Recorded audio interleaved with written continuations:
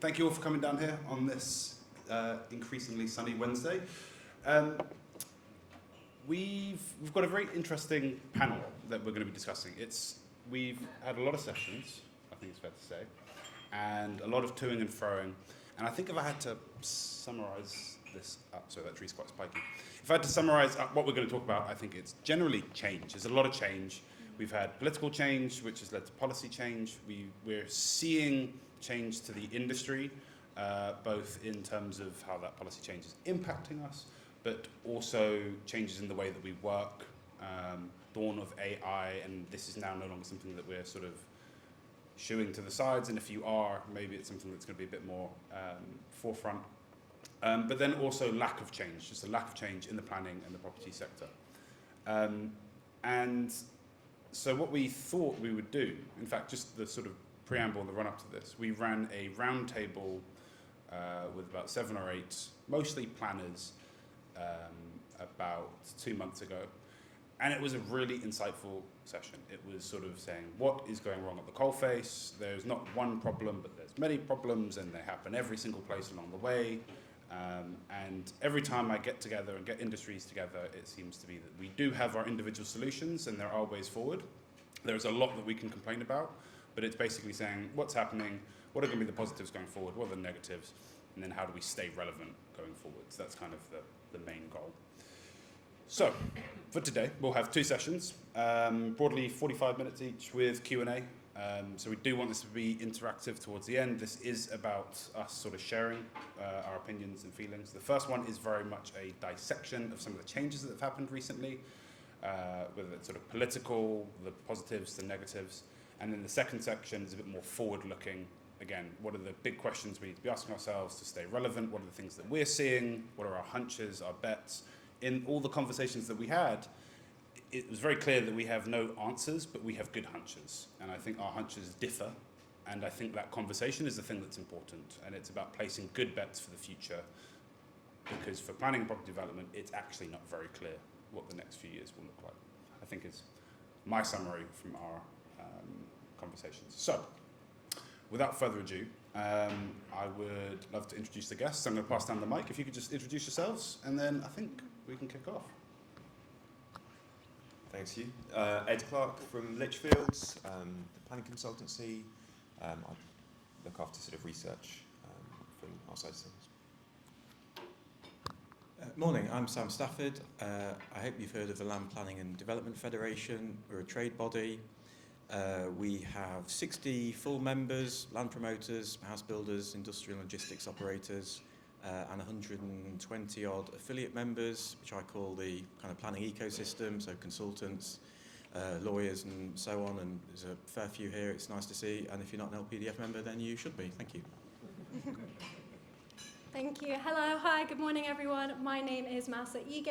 I'm Senior Vice Chair of the Royal Town Planning Institute London, so the RTPI, which is the chartership body for planners, amongst many other things. And then I also operate independently as a freelance town planner under Urbanist on a mission. So I provide planning advice, consulting work, but also a lot around sustainability engagement. Morning all. I'm Paul Burton. I'm not from London. I'm from Yorkshire, so if you need a translation, let me know. I work for Hallam Land. I'm an executive director. I've been there for 26 years. Hallam is a promoter. We're part of the Henry Boot Group.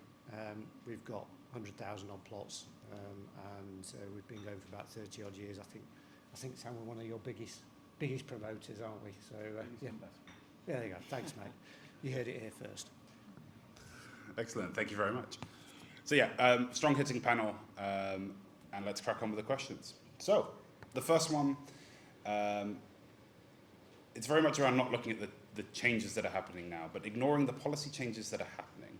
What are the core issues the development sector is facing right now? So these are more of the systemic, the sort of maybe the frustrations or the problems that the sector has feeling that may or may not be resolved by current policy that I think will share the opinion. If anyone would like to kick off on your side. I'll hold on to this mic. Core issues, politics aside. you can weave in politics if it's necessary, but I'm trying to just sort of isolate a few of the. Okay, I think I would say that the macro operating environment, certainly for the core of our membership, is as good as it possibly has been ever. Certainly when you think, 3-4 years ago, and Michael Gove and that obfuscation around housing targets and taps being turned off and things, and morale being pretty low,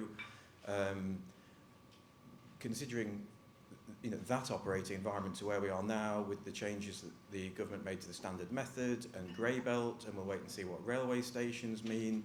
That as a backdrop is as positive as you could possibly imagine. The challenges underneath that remain development management. Ed and the Lichfields team published something for us last year. Last Easter, that showed that outline applications took 8 months in 2014 and 2 years in 2024. And so that matters, because the planning applications that people are contemplating making now are going to be determined, probably still, because for all the talk of national scheme of delegation, for all the talk of BNG exemptions, nothing's really flowed through to make a meaningful difference yet. So if you're making a planning application now, you have to assume it's being determined in 2 years' time, and that brings you back to politics. So development management, I think, remains a massive challenge, and look out for a follow-up report from Ed and his team at Lichfields on taking grit out of the system in the next couple of weeks. So that's a big focus. And I would then say that the second most significant challenge facing the sector at the minute is just the wider housing market. Now, it remains very, very patchy and very regionalised. There's probably a trend, good in Scotland, getting worse till you get down to the southeast, where it's absolutely horrendous. And that is, and that's having a manifest impact on the ability of our members to sell sites into the housing market, because the builders are largely either, correct me if I'm wrong, Paul, you began in a second, builders are either down tools or building on a contractor basis for RPs. Sales rates in some parts of the south of England, and I expect the data, the next round of data for the last quarter that emerges, to be even worse. Sales rates are down at 0.1, 0.2, where people are building and selling. One a month used to be, one a week used to be, par for the course pre-credit crunch. 0.7, 0.6, 0.7 kind of became a par post-COVID. 0.1, 0.2. I mean, that is, that is not sustainable. SMEs are exiting the sector, are stopping building, or are working land that they do have through the planning system. As well as the grit in the system, another key message that we are trying to push is the need for some kind of demand-side support for first-time buyers.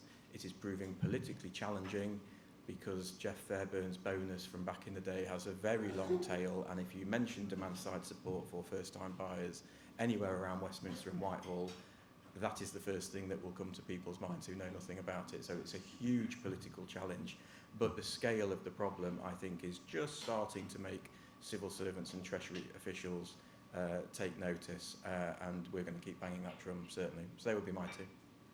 Okay, that's really interesting. So there's two broad things picked up from there. One is grit in the system, which I might actually ask for you to try and define for those in the room who might not have come across grit in the system. And then the other is the decrease in sales transactions, presumably because houses are too expensive and people can't afford them. So one of the things we can look out for when the next sales data is published is, are sales improving or reducing? And then the idea is that when that pain tolerance is hit by government, then maybe you'll have a stronger voice. Maybe all the work you're doing now will have traction, and so it won't be lost. Cool. Who would like to explain a little bit about grit in the system? A couple of things I'll say on that. Oh, and add on, yes. Yeah, just to add on to that, the affordability. You've got a system where even in London, you've got an affordability problem. It's just mad. How have we got a system that the market can't actually deliver things without grant? That's broken. You've got to have a system where the market can invest in something, make a profit and deliver what the need is. And at the moment, it's not working unless the government intervenes and gives us the grant back, because the government's taxing everything on the cost and then having to give it back to make things work. It's a totally inefficient system. So somehow that has got to be addressed over the next few years. It's a major problem. We've put too much cost on it. The HBF report, everybody saw the HBF report, £76,000 cost increase on a plot since 2020. That's a lot.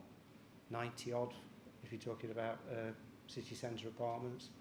That's just not sustainable. So there's got to be a shift in how we think about it, and I think that's a culture shift. Planning's brilliant. Never had it so good, have we? You know, I mean, that's just fantastic. But in terms of, we talk about a climate crisis, we talk about a housing crisis, and we've got the engine of a lawnmower and the brakes of a Rolls Royce, haven't we? We just do not put his foot down and get going. We've just got to, if there's a crisis, you do something about it. You don't take 2 years to get it through the system, as Lichfields talking about. So I think we don't value time. Time is money. If you think that somebody's selling a house 2 a month off a site, that's £1 million quid, is there £500,000?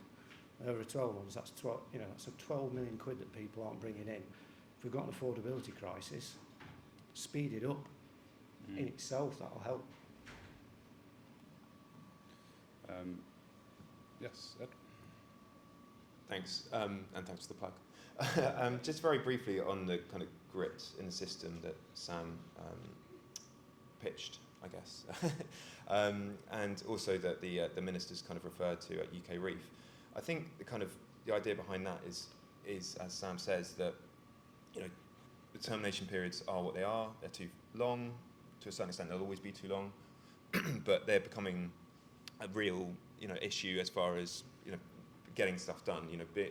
Knowing what the environment will be in 2 years is very difficult now, and increasingly viability is pushing those decisions at the outset. So there's very good reasons why this stuff really matters. I think the grit in this is the kind of development management challenges, the little bits which get in the way. They're all the various forms which actually duplicate each other. There's systems where is it grit, is it sludge, is it anything else? But it's all the bits which kind of slow things up within the planning system. Why has that determination period gone up to 2 years over a period where actually caseload for planning officers has decreased? That's showing that it's not purely that they're dealing with more applications. It's that applications are getting more complex, they're getting more politicised, and that makes case officers' jobs pretty difficult.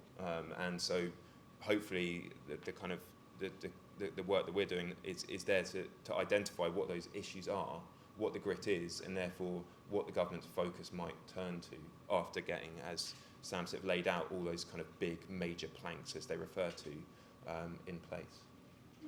Yeah, that's a perfect way forward with that, because that's, you've got to understand what the size of the issue is, where are the issues, and then sort of target them simultaneously. And then the thing you touched on there, which I think has also come out, and what I'm starting to see, is that empathy for case officers is kind of mixed, but I just think a lot of people do have quite a lot of empathy for case officers. They have a tough job, and they're not making, there's one of the bottlenecks they're facing is they're in a lot of scrutiny and they chuck things down to committee. And that's a very simplistic view of it, but actually, and it's one of the things that causes a longer planning application, but there's a lot to unpack with any given problem, such as that one.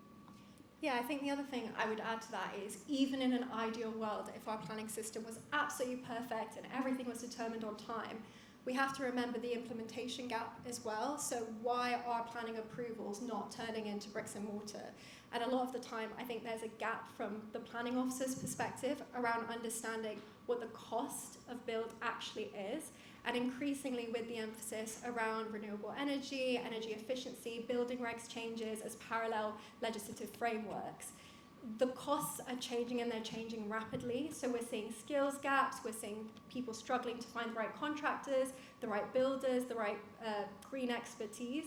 So I do believe that's an area where planning officers could look at for training and development to really say, okay, we can put all these conditions in place, but do we really understand what the cost implication is to the applicant, and whether that's ultimately going to be a barrier to the development and the objectives that we're trying to achieve?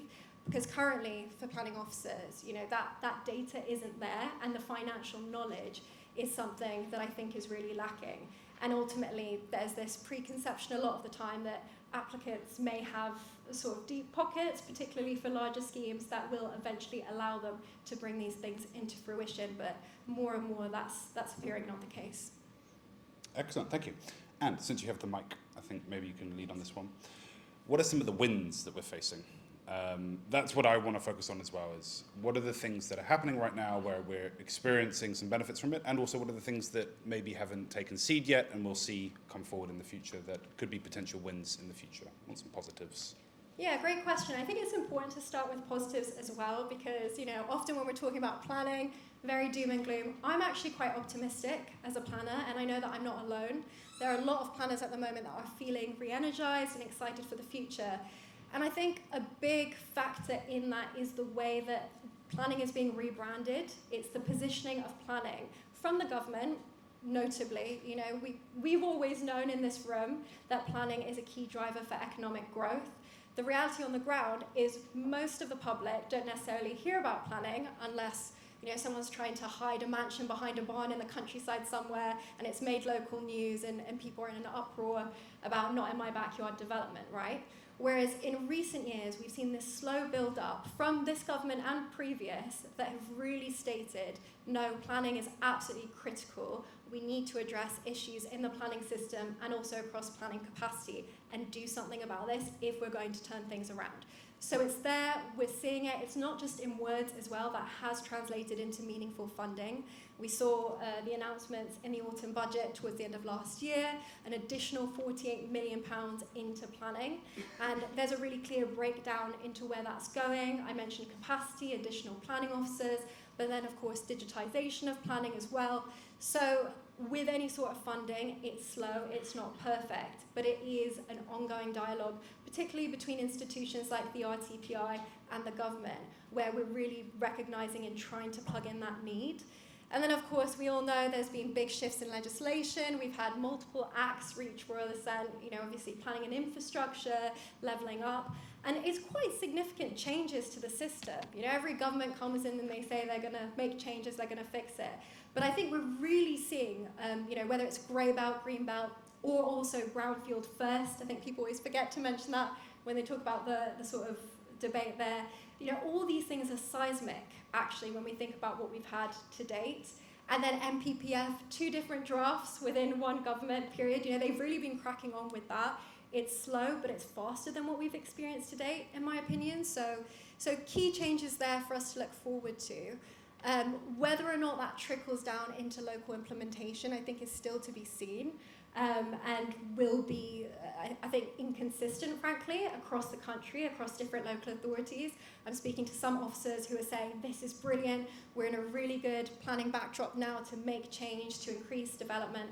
Other areas that are saying, actually, the public hate this, they're really resentful. We saw that with Enfield withdrawing from the New Towns programme when there was a change in local government there. So the planning doesn't exist within a vacuum. Of course, it's in a wider system. So despite all these changes, we may very well still see pushback. But as far as capacity, process, things like validation requirement changes, national delegation schemes, the move away from committee, well, actually, I shouldn't say move away. It's still very much part of the democratic process of planning, but a change in how we're deciding and delegating planning applications. It's all there. It's happening. I think we have to accept the lag and sort of see where this takes us in the next couple of years. Great. Yeah, there's a lot to unpack there, which I think we can do shortly. I mean, one thing which isn't really something that we'd discuss, but I think it's interesting. Ed, you mentioned that planners or case officers have had less caseload than previously, yet time to decide applications are increasing. I think you were looking at outline applications. So with more funding to go towards planning, to more case officers, is that the right solution? Are you sort of scaling up with bad bones? What I mean, Ed, this is actually for you. What do you make of that? I'd say scaling up with bad bones is probably a little bit harsh, but I think I understand what you're saying, and I think there's this thing of whenever you're talking about change in the sort of policy world and the sort of think tank world, it's very tempting to look at other countries and think of their systems and look at other potential systems and thinking, if only we had that. But that's not how it works, as we all know. You know, you have to work from where you start. And if we think about, as Sam said, the kind of 2023 NPPF changes that was brought in by the last government in the sort of last throes, the last government, then we calculate that those changes would have sort of led to a decline of something like 77,000 homes. You know, give or take a few thousand here or there. It was bad news, and it was an anti-development NPPF. I think you could kind of safely say. Now, as we're all saying, I think we're in a totally different policy world, but we're still working within a system which is very complex, and it's got layers of reform on top of each other, and that's, you know, brings its own complexity. And I think some of the sort of the points which we've all been making around this is the fact that actually getting that change through to the people who are making decisions takes time, and it is difficult. Doing all those things at once, which this government have put out, is very, very ambitious, and it's arguably a little bit sort of, it's possible that it might have bitten off a little bit more than it can chew as far as getting all this stuff through in one go, especially when we do all these planning policy changes, and then at the same time local government reorganisation, whole layer of new planning plans through SDSs, strategic planning, sorry. So all this stuff is meant to happen at the same time. All this stuff is meant to happen very quickly, and it's all good stuff, but it's just, I guess, in the environment where the government was laying out these things in its manifesto and its early days, it had a strong majority. It was looking at least these 5 years under a strong executive leadership, and then possibly looking forward to another 5 years after that. Right now, we're looking at something quite different, and the last couple of weeks have shown how disruptive things like local elections can be. And then on top of that, a leadership challenge. And we've seen in the last couple of days that we're just discussing the fact that certain candidates for the Labour leadership from Manchester have been talking about the fact that they're gunning for the Greenbelt policies. And actually, that's as soon as you put yourself out there for some of these policy changes, you become a point to rally against for others as well. So the politics of this is never far away. Yeah, that's a really it's a really interesting dynamic. As soon as you put a policy out there, you create a target for yourself. But is it fair to say that you think they're actually doing almost too much? I don't. I think it's every single policy that they're doing, I think, is coherent within this structure, and I think it works together in an effective way. I just think, as it will take time to kind of come through. It needs to be resourced. I think that will be part of the question, but also it requires buy-in from local authorities, which might mean that alongside all the other changes, they need to think about how they implement this when it comes to getting the incentives right, getting the investment right, so that the changes which are happening in the big picture can actually be implemented. Great, thank you. So the question that I was going to ask is whether we're seeing a structural shift in planning, and I think it feels like we are seeing a structural shift. Revised NPPF, that was 2 revisions. The Planning and Infrastructure Act, we've got proximity to train stations, grey belts come out, and these are all, like I say, pro-development. The question I actually now want to flip to is what survives these changes. So we're saying they're doing good work, they're doing thoughtful work, it's thorough and, like I say, well thought out.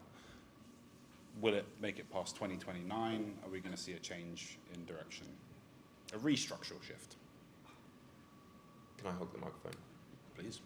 So, I mean, I think it's a good question, and what does survive is going to be perhaps a different answer now than it was certainly 6 months ago and even a couple of weeks ago, for those reasons that I sort of laid out before when it comes to the kind of the strength of leadership and the continuity within that, within the Labour Party, or whoever comes down the line. And I think it's important to sort of think about the fact that, well, if we're talking about this Parliament as a period, it's very different now to how it was at the beginning when it comes to the policy stability. They've laid out a platform which I think is a very good platform. I think we're very supportive of it across this panel at least, and the broader development industry. But when it comes to sort of what that might mean in 2029, the challenge is in some ways it's too soon and too far to know, because it's too soon to see a lot of the outcomes. We know that it takes 2 years to get an outline through, and then to see that built out takes a longer still, and therefore when it comes to the outcomes that voters can see and the target of 1.5 million, meeting those kind of big targets is going to be really challenging, obviously. But it's also in some ways too far away, because even in the last couple of weeks we've seen everything change. Reform were nowhere at the last election, and now they're the biggest voice in politics and they're setting the agenda in a lot of ways. So it's very difficult to know now where we will be in 2029. But I think as far as how some of it will sort of survive, I think we know that alongside all the great sort of planning policy stuff, which I think you can challenge, it depends who comes through as to where it goes, but we know that a lot of the AI change, we know a lot of the digitalisation change will be consistent from pretty much whoever comes in. That I can't see a world where those changes are rolled back, and that system change is coming pretty soon actually, and we're seeing some of the pilots coming through already, and we're seeing that a lot of this sort of things like work around online sort of work around validation lists and dynamic kind of planning applications changing the game in more than just a sort of process way, because it becomes that the planning application becomes a kind of live source of information which is used in different ways rather than a kind of document-based system, which sounds very technical and very specific, but actually is quite fundamental to how decisions last and how they're interpreted. So I think that's something that I can see lasting beyond 2029, kind of no matter who's in number 10 or in MHCLG. And so that final bit that you were talking about there, is that relating to changes from AI, changes from how you use data, their pilots going, like, if you could unpack a little bit what you know about that, that'd be useful. Sure. So I think we've all seen the kind of the big Google contract that went out to kind of half determination periods for certain applications, and then more broadly, I think kind of there's a lot of back office stuff going on. There's the BOPS, which is the back office planning system, which is going to happen quite soon. PlanX, and the kind of just trialing of this stuff.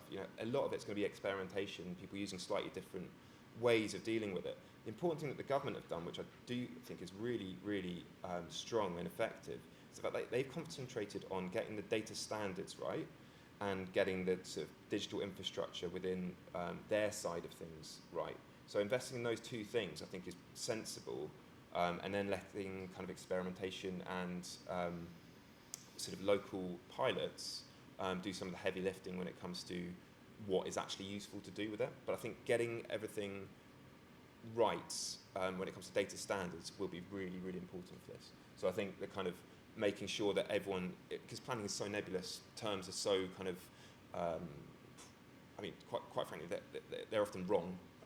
People might have a poor application, it might be determined in a poor way. There's so many different terms which all sound similar but mean something different. So I think getting data standards up to a point will actually be quite transformative for the systems. Yeah, we can vouch for that. We have, so one of the things we do at Searchland, we take all the planning application data across the country, and I think there are about 49 terms for a refused application. Dismissed, refused, not allowed, but times 49. One for the research heads. Yeah, I don't think anyone will read that one. Anyone else for comments on what survives? Slightly different take. What survives till 2029? Well, if Mr. Burton gets in and what he said after the Winstanley talk last week, then it might not get as far as 2029. But if anybody read the Blair essay last week, it is actually worth reading. It's a bit boring, but read it. I think he said a couple of things in there which I thought were fascinating in terms of where we're headed. One is that politicians set off down the road, they have a direction to travel. and then a brick wall comes in, and we all sit down and have a think about it for a couple of years, and then we decide the best thing is to go around it. Whereas Trump just puts his foot down and knocks the damn thing down, bits fly off the bus, and he does it completely different. And there's a big, everybody's getting a little bit fed up now, and you can see with the change in our politics, we might go there. You might get a big change. You could see it coming. I think we are going to go backwards in planning. Please don't, just leave us alone. If you think about it, in a couple of years, in a year's time, we're probably going to have local plans under 3 NPPFs. Who's going to be able to follow that? So we don't need any more change. I think the housing numbers will stay as they are, but I think they're going to move them around. Now, if you're trying to invest money when you know the population stats are going to move around again when it changes, that's impossible, because you know if you're trying to get a funder involved, an American fund involved, they want certainty. We need stability. If the government want productivity, we need stability. So we need to be pushing them, not what are the changes going to be, we need to be pushing them to say, don't change it, we need stability, because otherwise we're just going to be in this complete circle of going down without the investment and without the certainty. And the other thing that Blair quoted, which I thought was great, he quoted John Adams, the old American president. He said, what I need is ballast, because with every breeze I sway. Well, we're not bloody swaying, we're going like this, aren't we? It's like a fiddler, it's fiddler's elbow time. So we need, if we could get back to a breeze, that might make it better. Yeah, I think that's, just to round that bit off, I think that's a really nice idea, because every politician is voted in under the promise of change. And it's like, we don't need the change, we've had the change, we just want maybe refinement or consolidation, and just maybe leave us alone and let us crack on. The only other thing I wanted to add to that as well is I think sometimes we forget that we are at the mercy of the elements. You know, we talk about the climate emergency, we talk about the housing crisis, health crisis, there's even loneliness crises going on. So we've got a poly-crisis of different factors that are at play, which planning fundamentally influences for better or worse.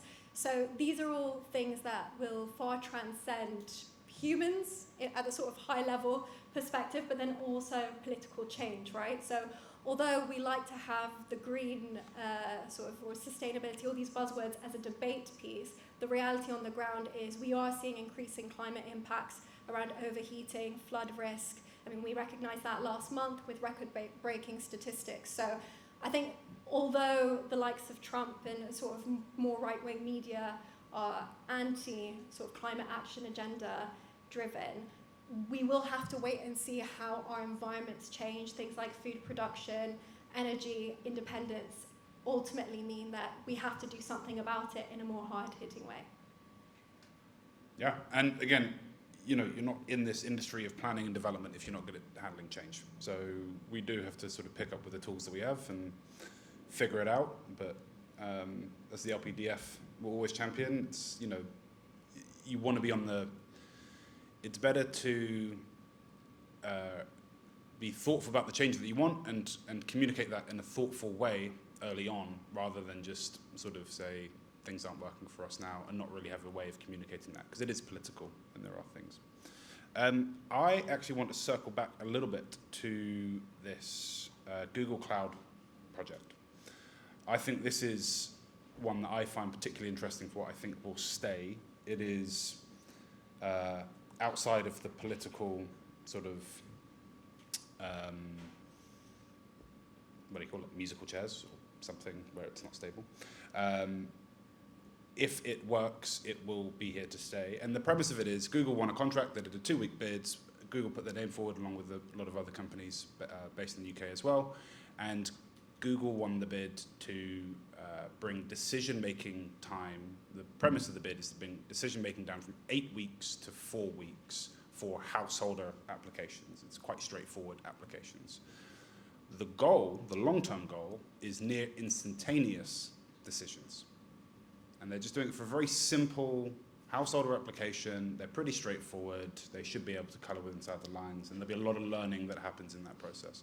But the theory is, if they can get to instantaneous decisions, or if they can improve it there, then you will see a similar logic applied to small, minor applications and major applications. I want to just get a sense quickly from the panel if this is a good focus for the government. Is it something the government should be focusing on? Is it something that other companies should be looking at? Just a quick sentiment check on, do we think it's a key focus? Should I start us off?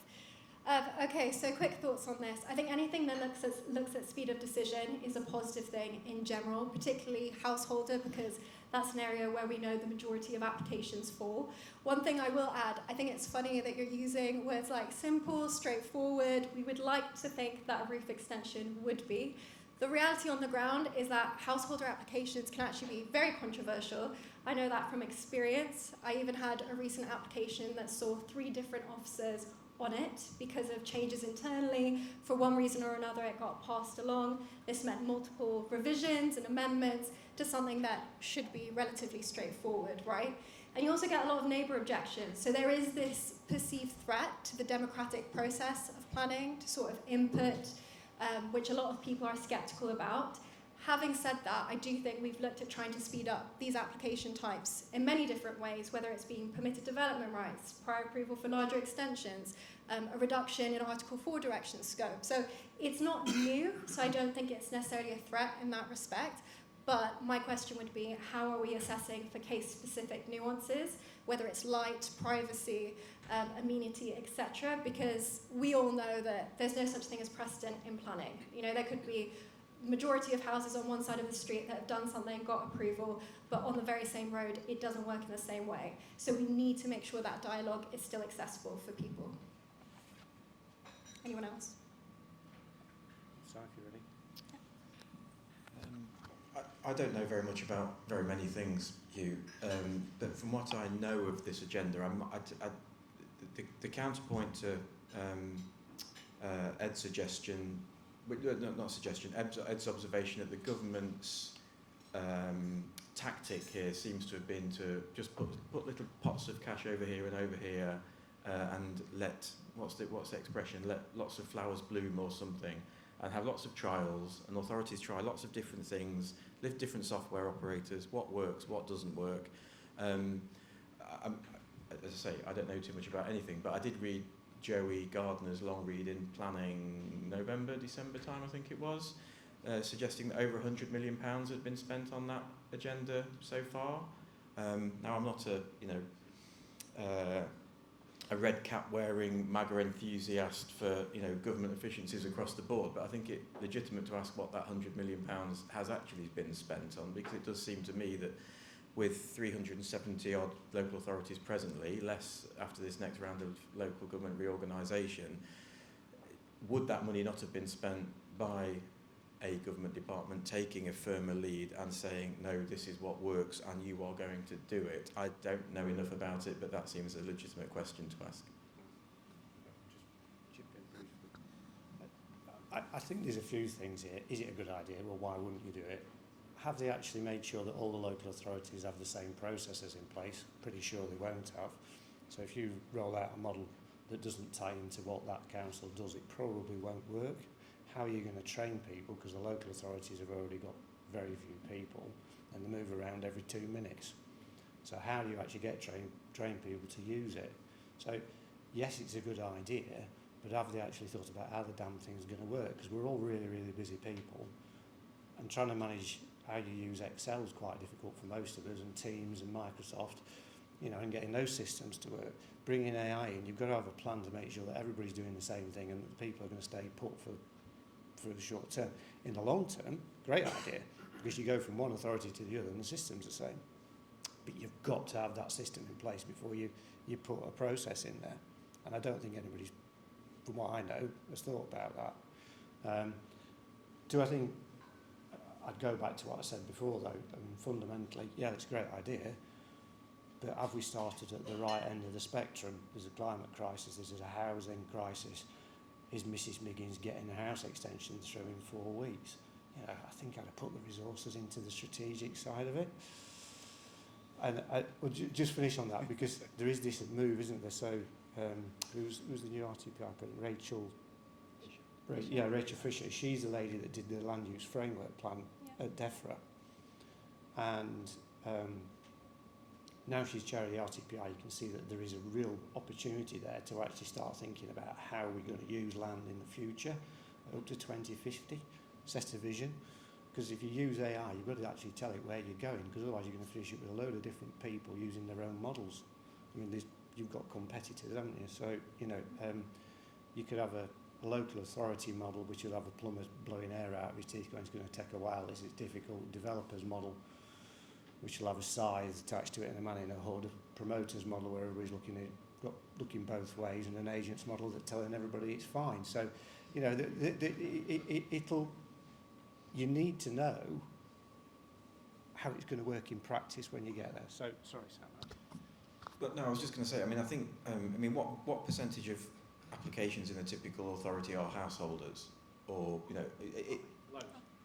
80, 90? So I do think it legitimate to be.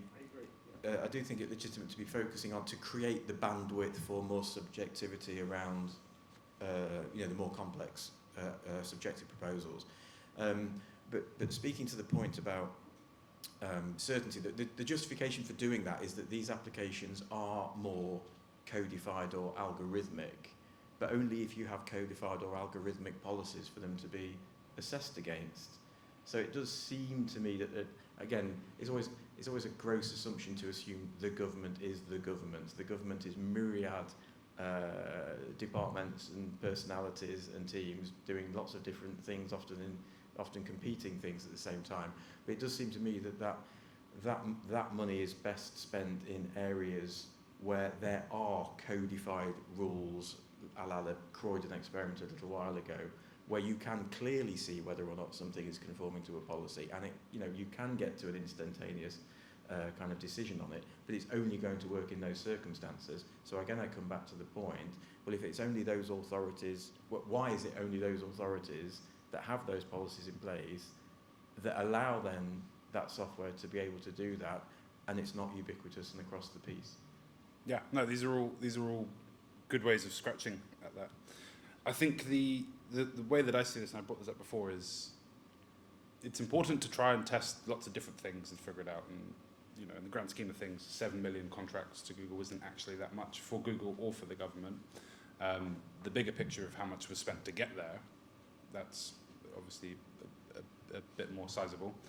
But the idea is that if you can test good ideas across the 300 and something councils that we have, then you should be able to bring those best ones forwards. And I do think that if there was one thing that I would bet on in the next 5 years, probably on the later side of 5 years, is starting to see more codified structure. Codified is just another word for structure. Basically, just more uniformity across how councils treat various things. It is what the private sector has been doing for the last 5 to 10 years. And I see the government is actually, or the governments are actually much, much, much further behind. But it is the direction of travel. Now, where that's going to be important, I think we'll probably touch on a little bit more in the session too. And it's a bit more about how, when we're preparing applications, when we're looking at things, how can we think in a slightly more codified manner? How can we be a bit more structured so that we can sort of play that game for when that comes in, you've kind of got something that speaks the correct language. But we can go on to that later. So let's round off this session. Out of 10, this is a nice, quick, simple one, and then we'll do a Q&A. Out on 10, how has this government or governments performed on, actually it's the government, the big C. How has this government performed on planning to date, and how optimistic are we for the rest of the term? Noting the point I made about there not being a government, I mean, do you want to mark MHCLG, and which team in MHCLG? Do you want to mark the Treasury, and which team within the Treasury? Let's blend them. We don't need 7. Everything's a 7. I would say reasons to be, in the reasons to be cheerful space. I've never known a housing and planning minister who knows more about housing and planning than this housing and planning minister, and he probably won't. I don't know how long he's going to be around for. It's worth making the point that the standard method changes and grey belt were policies that were formed in opposition. There's no way in the world that they would have happened, from day one, from day after the general election. I think it unfortunate that there was a pathway before the local elections to all of the threads that have been discussed being tied together, how resilient they would be, going back to your earlier question, is a valid one. But there was a pathway for Mr. Pennycook, because the civil servants, they respond, like a new manager comes in. There's if Arnie Slot lost the dressing room, we're going down a rabbit hole there. But the civil servants under Pennycook visibly and noticeably had more of a spring in their step than the Michael Gove era. And so if he was allowed to continue, those civil servants would continue to try to tie together the national scheme of delegation, the call-in provisions, the brownfield exemptions, all of these things that are kind of still hanging around a little bit. So 7 now potentially would have been higher without any hiatus and whatever is to come. But there's also a pathway now to those things not being tied together, not creating the bulwark or the ballast for change, and there's not actually making any real meaningful progress down here for all the good talk up here. So that is a downward arrow from an 8, we'll say, before. I'll give it a very quick one, and then we can go back down. I'd give Pennycook a 10. If you think about what Labour did, they came in with hardly any plans, but they had a massive plan for planning, and they hit the ground running. And they've made a massive change to planning. It will go backwards again, but I do think they've changed the culture. I don't think Greenbelt up to your washing line is going to come back to where it was. I think they've changed that little. I think they've moved the dial, which it won't get quite back there again. They've not managed to deal with the systemic problems of resources and the cultures within planning committees, but they're trying to do it. And I think, I'm not going to get into government, but definitely Mr. Pennycook, I'll give him a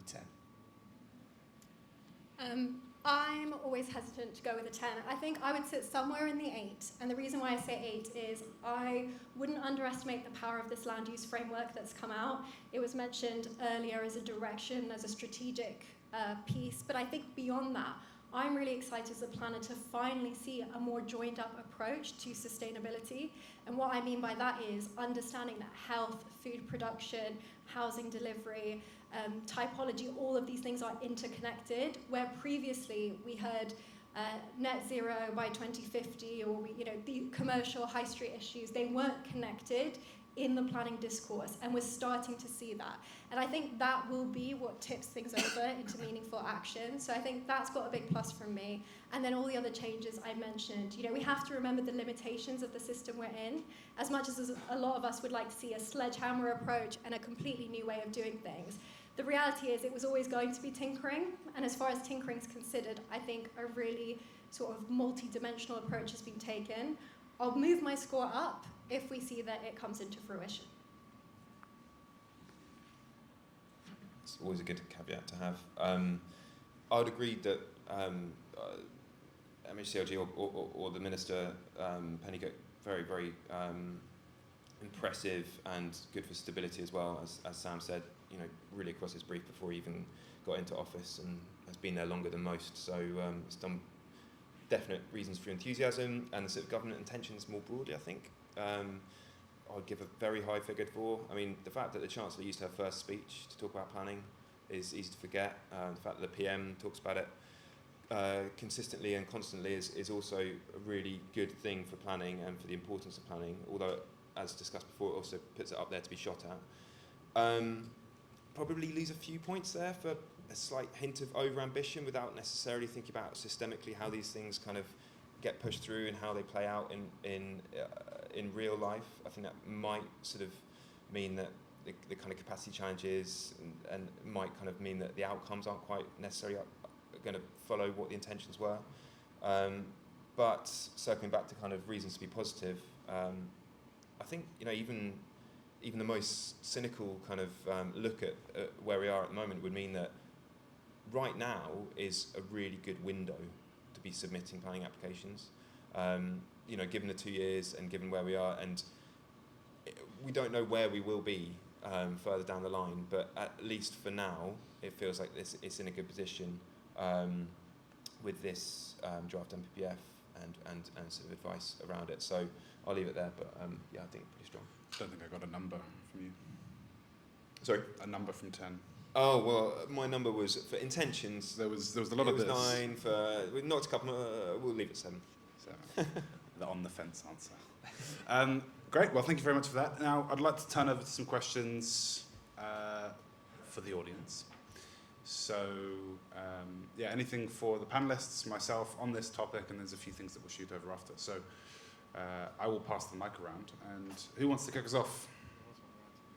Pierce, up at the front. You win. Thanks, Hugh. So Piers from Department for Education.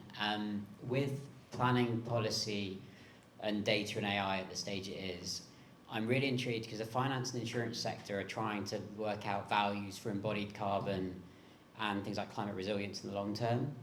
How long do you think the planning sector, you made a point about planners having to become more financially literate. How long is it going to take for the planning sector to become linked to long-term land value and then long-term owners' requirements around climate resilience and things like that? Where do you think that link in terms of, is it a knowledge gap or is it a accountability gap?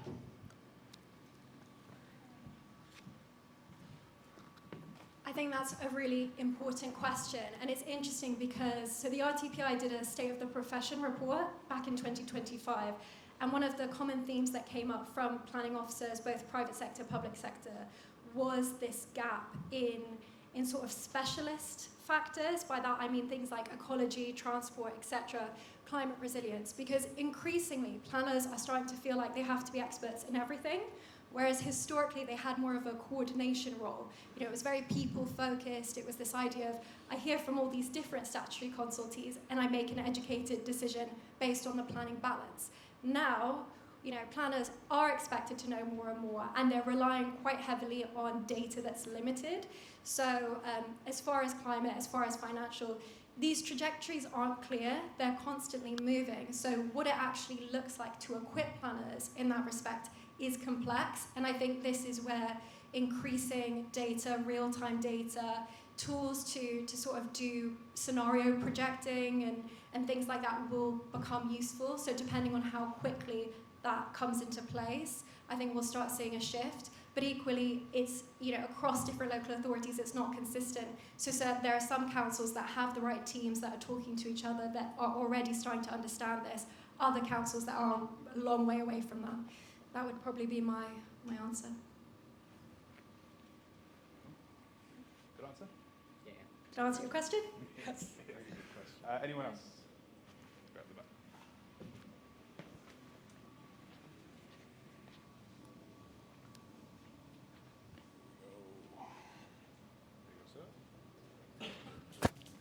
Hi there, Rupert Beccaria from DevComs, focusing on consultation and engagement. There was a lot of talk on the panel about stability of government, and I just wanted to note a statistic that since 2006, we've had 19 different housing ministers, and when you go through that level of change, the sector has a lot of uncertainty. I just wanted to ask the panel, how does the sector deal with that uncertainty, knowing that this is probably this has been the norm for about 20 years and may continue to be the norm given that politics is ever changing?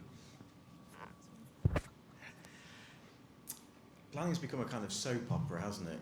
There's a constant narrative. I don't want to start giving the you know, in my day kind of thing, but I've been working for 25 years, and you know, a government wanting to come in with a mandate is nothing new. You know, it's happened since the first Town and Country Planning Act. But it seems to me a little while ago that there were at least set piece events. You know, there may have been a bill, there may have been an NPPF. Now there's just so more gentle waves.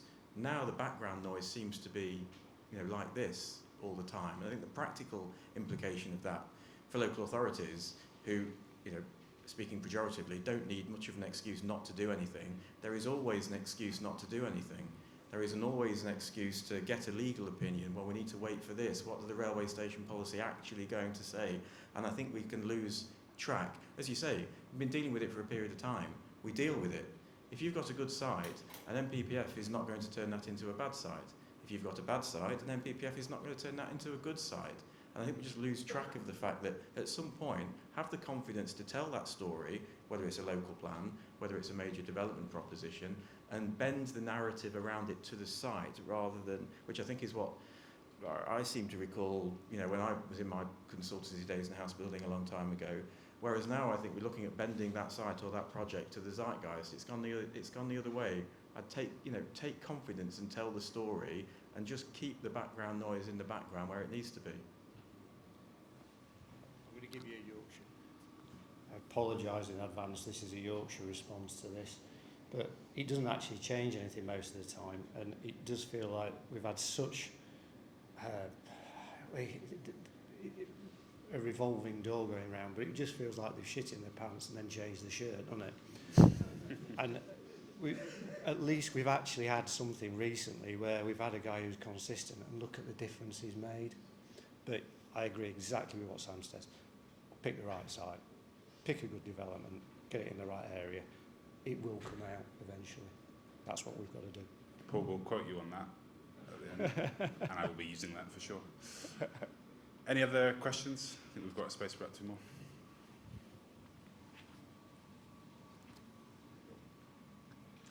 Thanks. Yeah, Jamie Sullivan, Bidwell. So I wanted to come back to that point around the Google contract for householder applications and a bit what Sam was saying about kind of more rules-based approach. So my understanding and interpretation of that Google contract is that basically it just kind of brings the information together for the house, for the planning officer, spatial distances, what all of the consultation responses are. So they've got all of that information, but what would allow it to deliver instant recommendations is a rules-based planning system. So if you're a local authority, do you then look at that and the savings and think, well, why don't I introduce a rules-based system at a local plan level for householder applications? And then when does that stop? You start to look at the NPPF, and that's the first time we've had something that, it's not specific enough to call it rules-based, but there's been very clearly an attempt to make that rules-based, and I understand an attempt to make it more interpretable by AI as well. So my question is, where does this stop in terms of a rules-based system? Is that desirable? Do we still want that vagueness? Or going back to that point around funding and certainty, does a rules-based system actually help us in this scenario? I'd never give anybody a 10 because as much as I like Mr. Pennycook, I'd never give him a 10. You've got to keep him on his toes.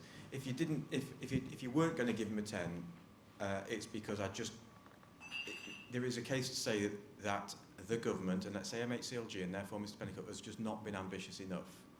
The government have not been ambitious enough with a 160 seat majority, personal opinion. But of all of the good things that have been put on the table, including national development management policies, everything's been a little tentative. There was a case, and I think it's coming back, zoning scared the horses in 2020, but you could start to see a narrative, and don't underestimate the role of think tanks in influencing ministers' opinions and things, to move to a more rules-based codified system. Croydon gets mentioned. Whether or not the SPD did actually have anything to do with outputting Croydon, I don't. There's Russell Curtis's blog this week, but NDMPs could have been a lot more ambitious in that space. So there's a trajectory, same with the digitisation agenda, there's a trajectory, it's heading in the right direction, but I think there was a real opportunity to kick that further, and the NDMPs was the testbed of the government's ambition to do that. They could have been statutory, and they could have included small sites like the Croydon case, and then both that agenda and arguably the digitisation one would have been a lot further forward now than it is, I think. No? I just wanted to add about this idea of a rules-based approach. So if we think how are householder decisions made currently, most local authorities will have an SPD around residential development. That's already a set of codes to an extent. Sorry, you've also got design codes that are increasingly coming in, and a material fallback position of permitted development rights anyway. So I think we're already there to an extent, and this is where my question around AI and AI tools keeps coming up, which is, given the resources we have today, why are we so inefficient? Because any additional tools will only exacerbate existing problems, in my opinion, or existing inequalities across the board. So we have these codes, we have these policies. For household development, you would think it would therefore already be relatively straightforward to determine those decisions. So in terms of speeding up, all a tool will do is take, as a closed-loop system, I would assume, the input of data and the input of consultation responses, and then churn out, not only through an administrative process, but also through an analytical process, what a recommendation would be. So that's very much what our officers should be doing currently anyway. This is where the proof will be in the pudding, as far as capacity and speed, and whether speed actually is going to compromise design quality or improve the system as a whole. Who writes the model? Yeah.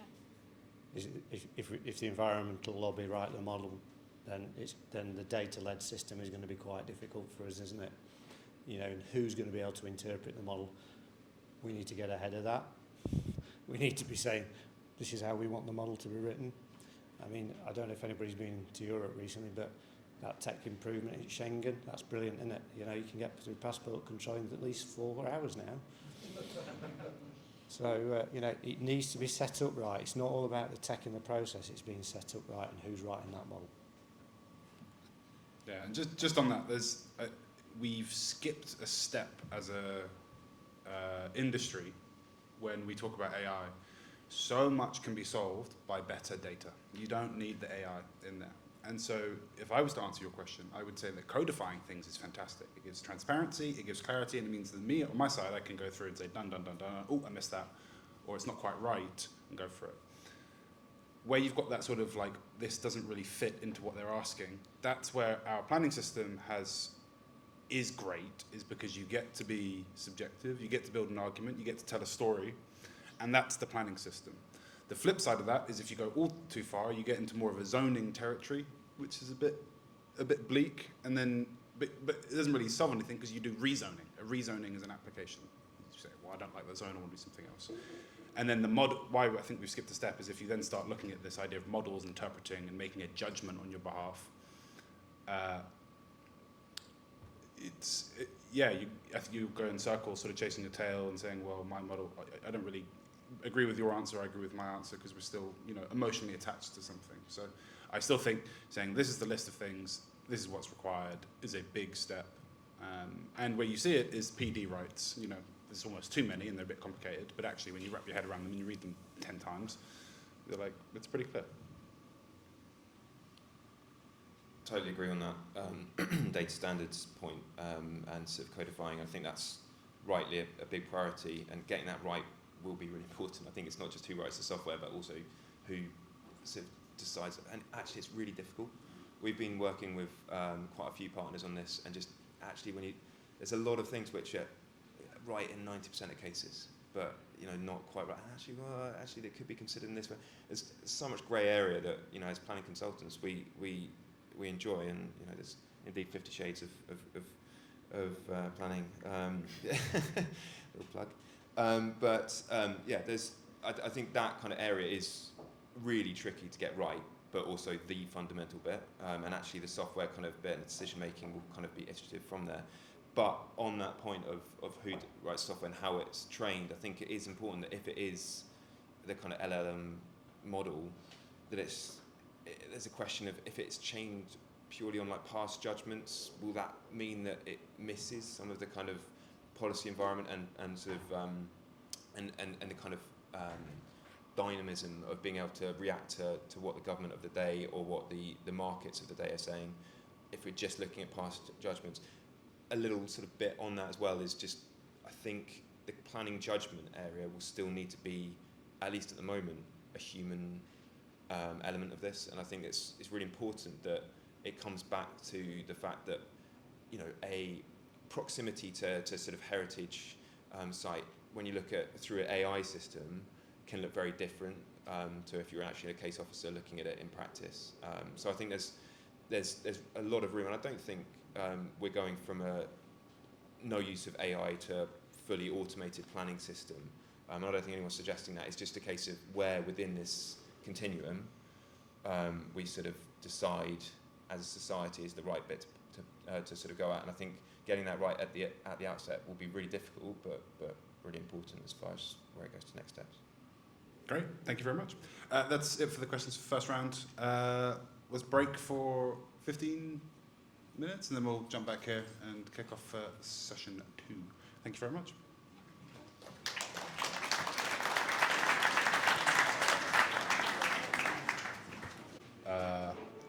But I think we were probably looking quite far ahead. I think if you look at the short to near term, I think there's reasons to be a bit more apprehensive. The next session is, again, it's more on that forward-looking piece. I think it's more around boots on the ground, how you can differentiate yourself, what are the changes, what are the actual things that are going in there. I think a lot of the stuff that we've spoken about, bar a lot of organisation, I think, is out of our control. I think these are some of the forces that we're exposed to as planning and development professionals that we need to know about. Can't just have a head in the sands. But I think this session is probably a bit more on our hunches of what we think would be good advice, what we think are good trends. I might chip in.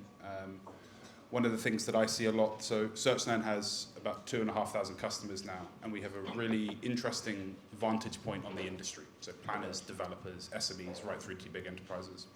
And we have a very interesting vantage point on what people are doing, what they're looking at, what they're nervous about, what they're excited by, and where their energy is going, especially on the sort of promotion side of things, the site funding things. So this session is very much geared towards that, and it's kind of what do we need to do to sort of stay active, stay relevant, and stay vigilant. So, are we ready? Nice. Mic is just on the table. We'll see who's fastest fingers. Right.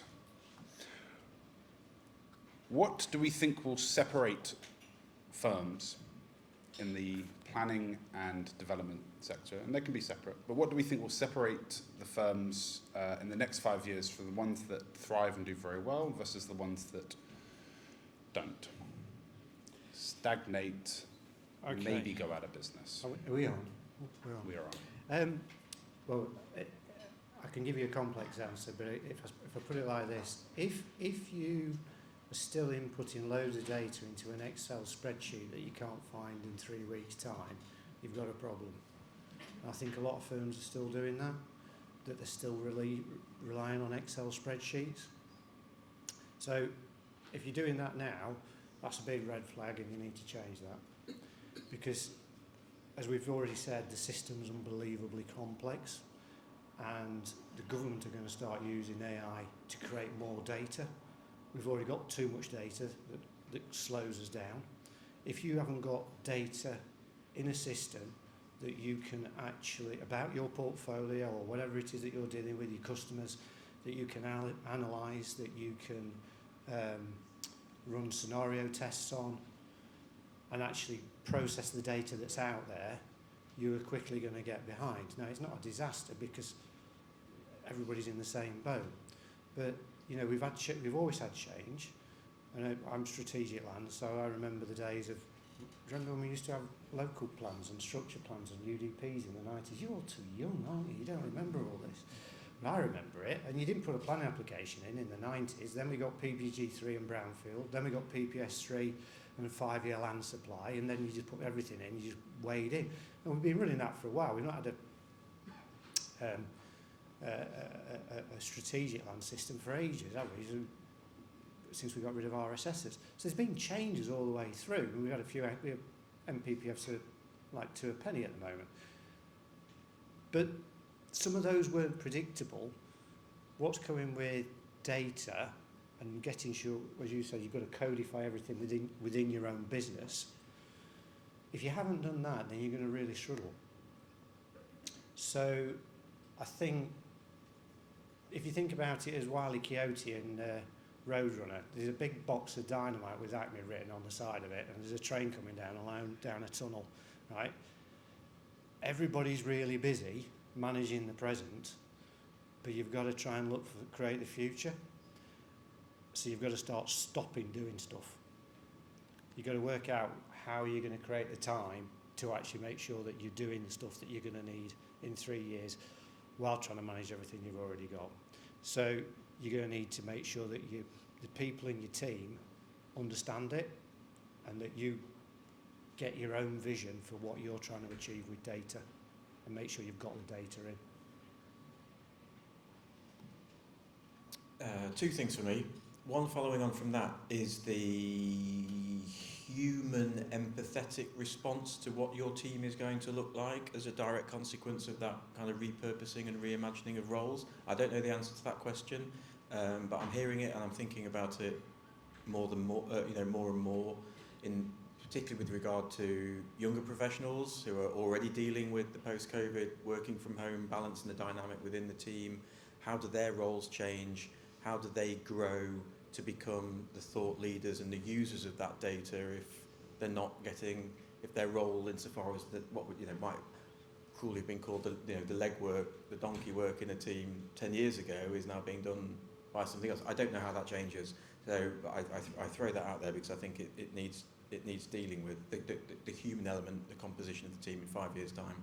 My second thought would be as a consequence of the fragmentation of politics locally and the uncertainty that flows from that, what does that mean for, picking up the point I made in the first half about the telling of the story?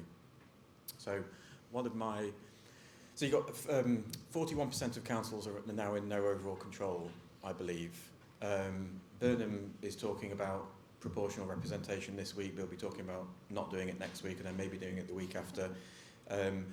How that plays out nationally, I don't know. But locally, what does that mean in those authorities where historically strong group of one party or the other, either red or blue, strong leader, good whipping operation, we like this planning application, you can make a song and dance about it at committee, but it's going to go through.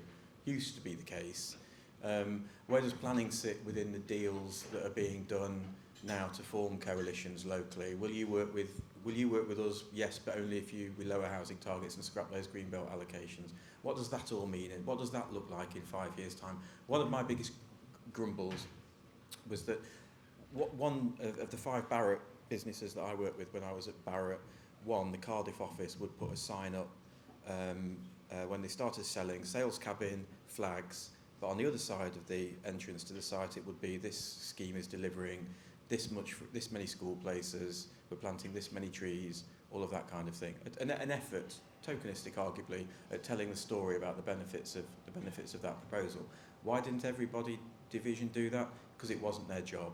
It wasn't the planning manager's job, it wasn't the technical manager's job, it wasn't the sales and marketing director's job, because they were only interested in selling houses down the line. They weren't interested in selling the company or the site upstream when you're trying to get the planning permission. And I mention that just because in the space of telling the story, we're going to have to get better at why that matters if you cannot count necessarily on the national policy context being supportive and the local situation being as stable as it has been. So that would be my 2 things. Yeah, I think just to echo that storytelling point, when we did the roundtable, this was the thing that came up the most. And planners have always spoken about telling stories, partly because they don't have to necessarily implement it in the same way, and they can sort of take on some of that creativity. But going beyond the dry, it will deliver this many homes, it will have this sort of output, and you'll solve this problem and close this gap. But yeah, what is the impact to the area? What are the local businesses in the area going to benefit from? What are the offsetting? How are you being a bit different? There's also an argument to say that sort of storytelling is a good antidote to over-prescriptive decision-making. Keeping a human in the loop, we do actually want a human in the loop, I think is kind of a consensus. And actually, if you have that story, you have that pitch, and it's uniform, that's probably quite a nice, like I say, antidote to computer says no, and then you being frustrated. Anything else for what we think firms of the next 5 years will look like? Just a couple of... I do have just for the audience, I do actually have a question later on the impact of sort of AI and younger generations and potentially smaller businesses. So we will circle on those. Yeah, it's not that. Just a couple of things that come to mind is your competition, you and your customer. So if you're in strategic land like I am, the butcher, the baker, the candlestick maker can go and use Hugh's system and have a really good understanding of whether land is viable or not. And as we move more into the agentic AI, you're going to get people being able to use that, that's learning the information of where they've gone wrong. So you've got to think about that human mediation for your business, because that's what we can add because of our background. So everybody's going to be able to have access to the same data. You've got to put the human mediation on it. Your customers are used to going into Google and finding out whatever they want immediately. But if you've got people who you're representing, can they find immediately what reports you've written about their interests immediately? Or do they have to come to you, and does it take ages for you to pass it to them? You need to think about what they will expect in daily life and what they can get from you. And then the other thing that I think we're all used to being in the planning world, and all of a sudden every object is an expert. And I know PINs are already struggling with understanding where all these objects are coming from. So you've got to be ahead of that as well. So there's just other things you need to be thinking about as a business. Yeah, I think so. Are we talking about the sort of AI ejections? Yeah. So there's one company that's made the headlines, and there's a couple companies that are doing it. But they basically take any planning application, it could be domestic. I think they're mostly made the headlines because they're doing renewable objections in Scotland. But it will basically, you input a bit of information about, why you want to object, how you're affected, and it will make it a planning material to the planning application. So the owners of this, it's called objector or planning objection, state that it creates a level playing field for civilians. Sure, makes them sound like I'm a robot, for people. But it definitely is a sort of, it feels like, from this side, it feels like a tool for NIMBYism, strong NIMBYism. And I think the point that I want to make across this is, when it comes to things like AI tools, there's not one tool that will fix everything or do everything. It's lots of little tools that will solve lots of little problems, and it's important to know which problems are in your favor versus which are not in your favor. A little bit like we were saying earlier about how, well, what model does what? Well, in this case, the objector version of this is very good at making objections. And so I think a big thing that comes up is planning applications are increasingly contentious because they'll have 100 comments on them, overbearingly negative, which is a lot of work to do and stresses the system. Thank you. Just on the point of objections and using AI to do so, I think it's important to highlight that we already do have a system where you can get vast scale of objections, obviously not quite at the speed and at the scale of implementing AI, but it does exist. You do get community groups that are very well established, that are able to coordinate things like this. And then the other thing, just to raise on that, is we know now you do have to disclose if you're using AI as part of the appeals process and how you've used it, for what supporting documents. So I just want to be cautious about sort of giving too much weight to how scary it might be for the public to be more engaged with planning via an AI stream or AI tooling. I think it's a risk, it's one that's being addressed, but it does feel a little bit like another headline that catches attention that maybe isn't as worrisome as it may seem. The other point I just wanted to comment on is, I think we sometimes overestimate how well these language models are at incorporating technical advice and guidance. I don't know if any of you have seen an AI-generated planning statement or objection, but usually it's quite shocking. I mean, made-up policies that don't even apply to this country. It's convincing, that's for sure, and this is where AI discernment is going to be increasingly such a critical tool, where you can identify fact from fiction. But, I think we have to be careful, again, about giving it too much power and recognizing that closed-loop systems for any form of offering is important. So where you are inputting in policy that is accurate, and maybe actually if we had systems that were collaborative, where local authorities had power over building the architecture around things like objections or supporting comments through AI tooling, then we would see more productive conversations and statements going in. Every problem is an opportunity. So I'm going to, for example, in the context of more councils in no overall control, I think that makes the case for a strong planner to be able to guide the disparate groups. I think that makes the case for a statutory chief planner. I think the national scheme of delegation and that double act between a senior planner and the chair of the committee as to what goes to committee is going to be a tremendous burden on that most senior planner, which again makes the case for a statutory chief planner. So those two things make, there's an opportunity there to try to get that statutory chief planner back on the table. And I mention that just because I think the discussion around AI quickly turns to objections because it seems to be the most tangible thing, right now. I think that's a similar opportunity to talk about engagement in the planning system in the round, because you can put the caveat on it, you can put word caps on it.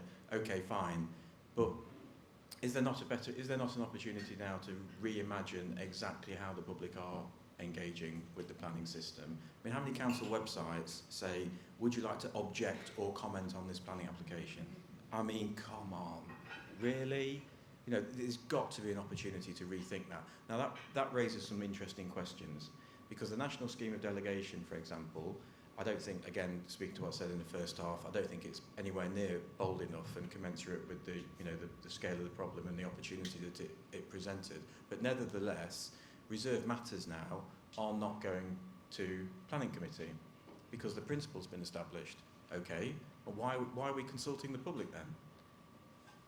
The framing of that question, if you are going to ask the public about what it might look like, fine, but don't give them the chance to talk about the principle of development. So that's what I mean about just reimagining this. Now it's a step. I mean, we're talking about 5 years' time, but I think as a profession, we need to take that opportunity to start reimagining that a little bit more, because if the planning system, if rote learning and algorithmic tools are going to be used to make decisions, but somebody sat bored in between Countdown and what's the other one with the slots that keep dropping down now? It was on my mum and dad's house. My mum and dad had bought a house next to a railway line, and now they're complaining about noise from trains. I mean, seriously. I meant, that's by the by. Point being, people are sat at home. The planning system we can revolutionise, but old people are still going to be sat at home paying 500 quid for a 30-page objection. No, come on, that needs to move on at the same time.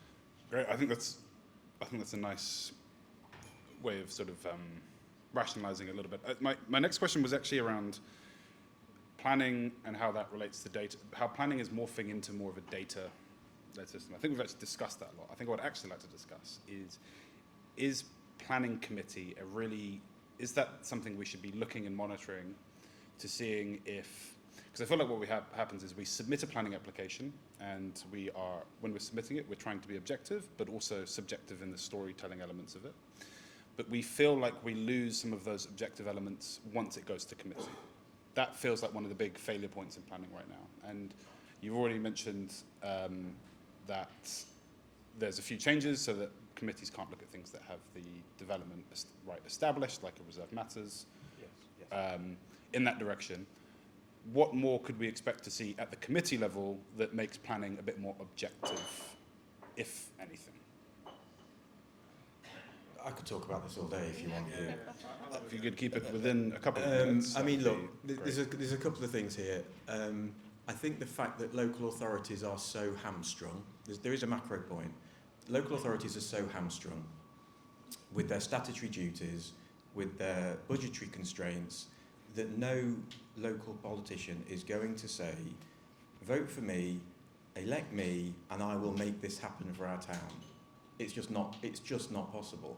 And I think we really need to have a think about that. So what do? Vote for me, elect me, and I will stop this happening. And the committee that you want to be on, if you're a councillor, to make a name for yourself, is planning, because everything else is streetlights and potholes, and planning is where you can make a name for yourself. So let's have a think about that operating environment that councils are under, and then that why planning committee is that stage. I read something in Planning Magazine from somebody who should know better, talking about planning being local and committees being a fundamental part of the democratic process. No, they are not. I urge you, if ever it comes up in conversation that planning committees are a fundamental part of democracy, no, they are not. They are a check and a balance to determine whether or not the officer is making a recommendation in accordance with the development plan and any other material considerations. It is a quasi-judicial process. There was an MP I read in the Romford Gazette, I think it was, on the train, that's how I fill my time.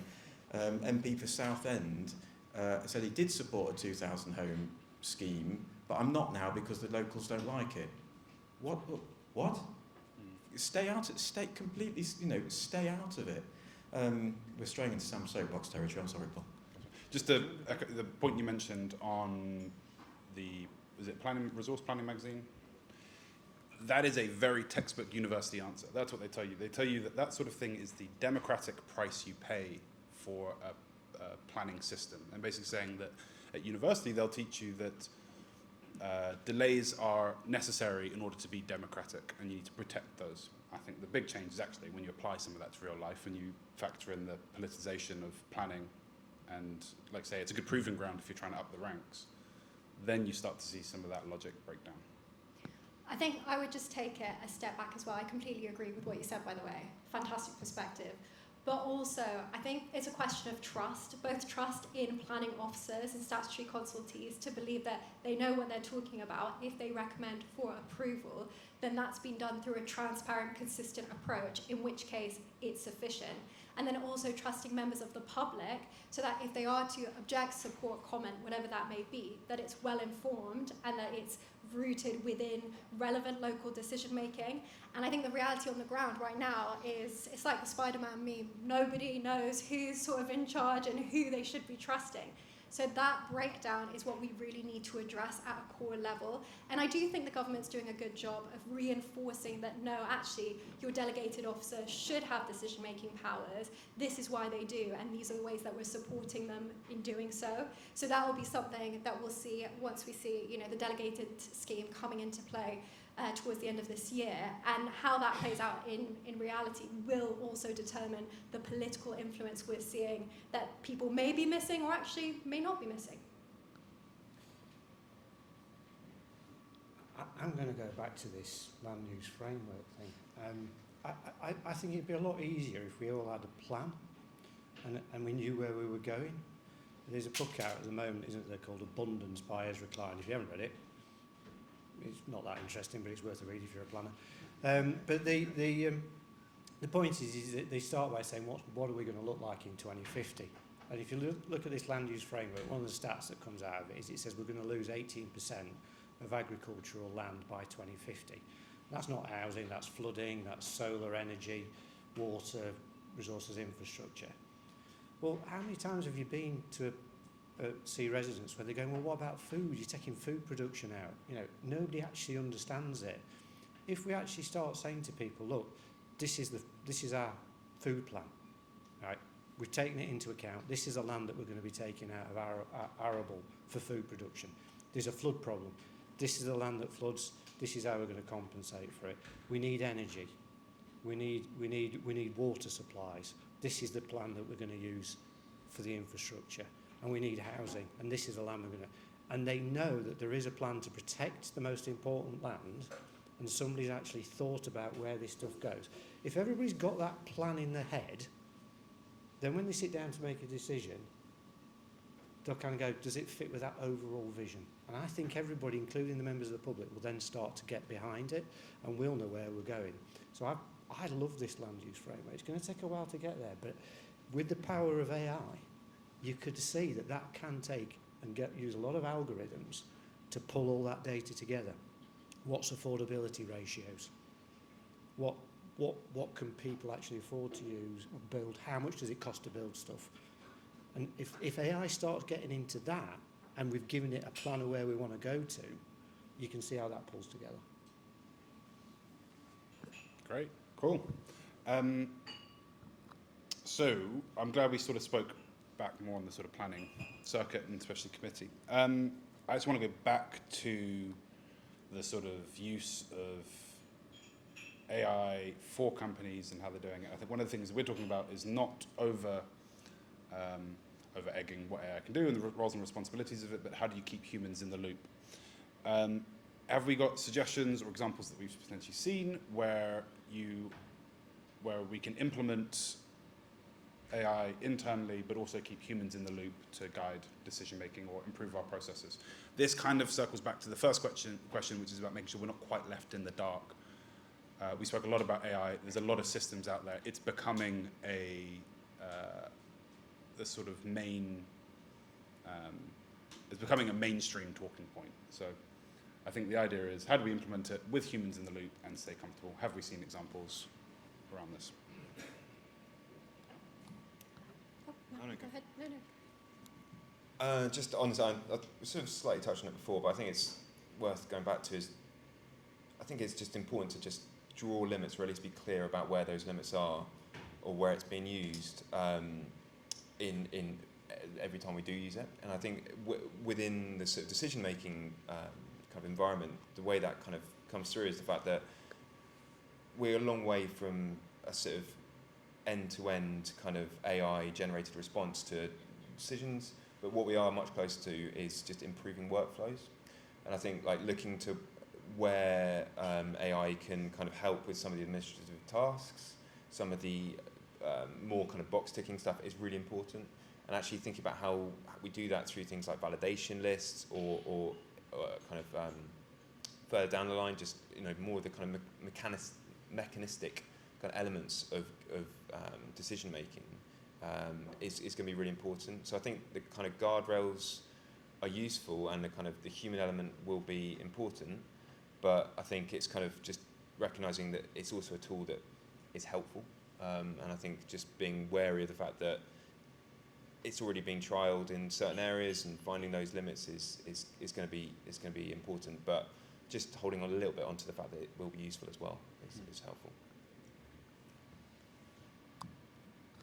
Yeah, I think I'm not entirely convinced that AI is universally helpful as far as efficiency.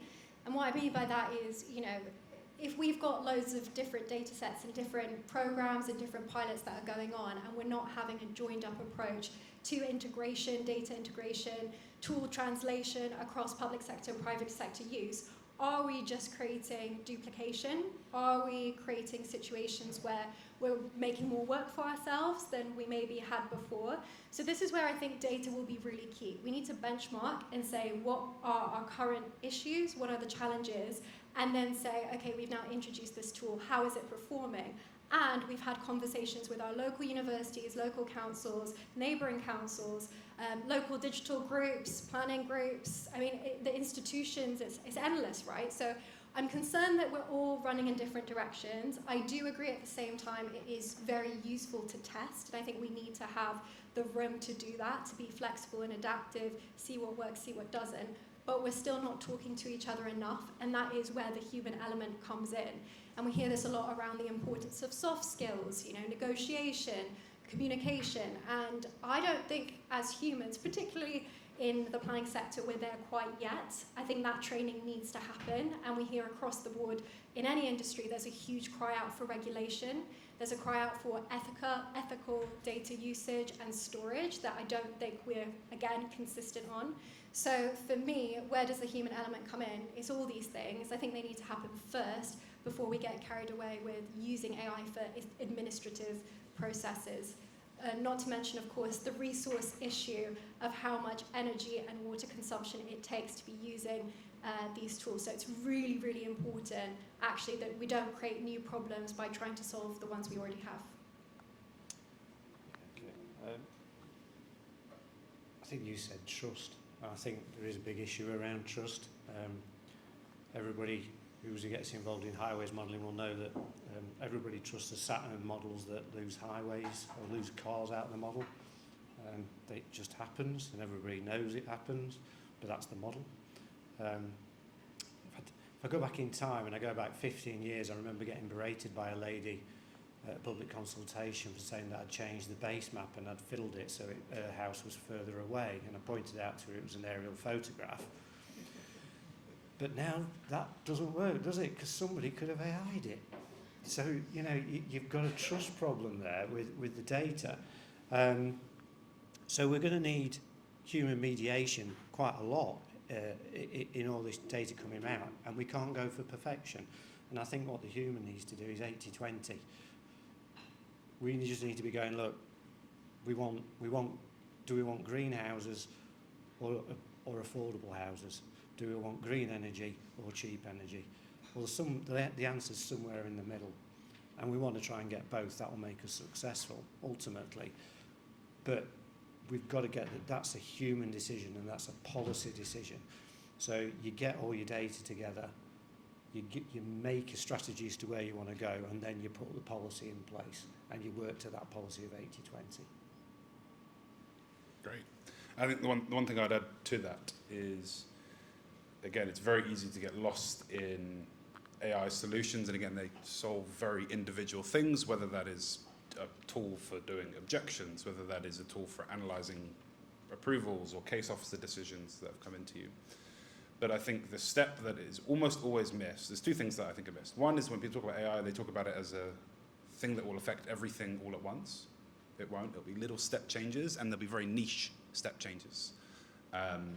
The other thing is, and I said this in the previous one, that's the step, I would say, the cautionary thing there is don't get too sucked in the prose, in the storytelling that AI can give you, and the sort of the paddy, like, great idea, let me tell you about it. Like, just ask it for the bullet point info and the data and treat it as data, and you'll be a lot better off, I would say. And that creates a nice stepping stone to say, okay, well, how do we scale this up? So yeah, that's my thing. I think data, the question should be around data, less AI. AI is fantastic when it's used properly. Cool. Anyone else? Would anyone else like to add anything to that? Because my next... I think just a quick final point, just because we talked about the land use framework, it's worth in this conversation highlighting their theme around digitising land and how important that has become. And specifically, I think you really eloquently shared that these things have already existed for a long time, right? So the problem we're having now is how do we take all these fragmented systems, all these interactive maps, all these different ways of doing things, and the government is calling for a sort of one source of truth, and actually removing paywalls where it makes sense to have publicly open source data. So I think we're now hopefully moving away from sort of reinventing the wheel and actually taking a more joined up approach to how do we use what we already have, make the best of that, and then move on to additional technology advancement. Yeah, that's a great point. We can easily get dazzled by new things, but actually we've got a lot of good stuff already in there. I want to talk a little bit about our opinions or things that we think might be relevant around land and planning and promotion is moving toward AI-centric space. We see it all the time. It's one of our biggest question marks. Hey, what AI tools do you have? What can you do? Can we do this?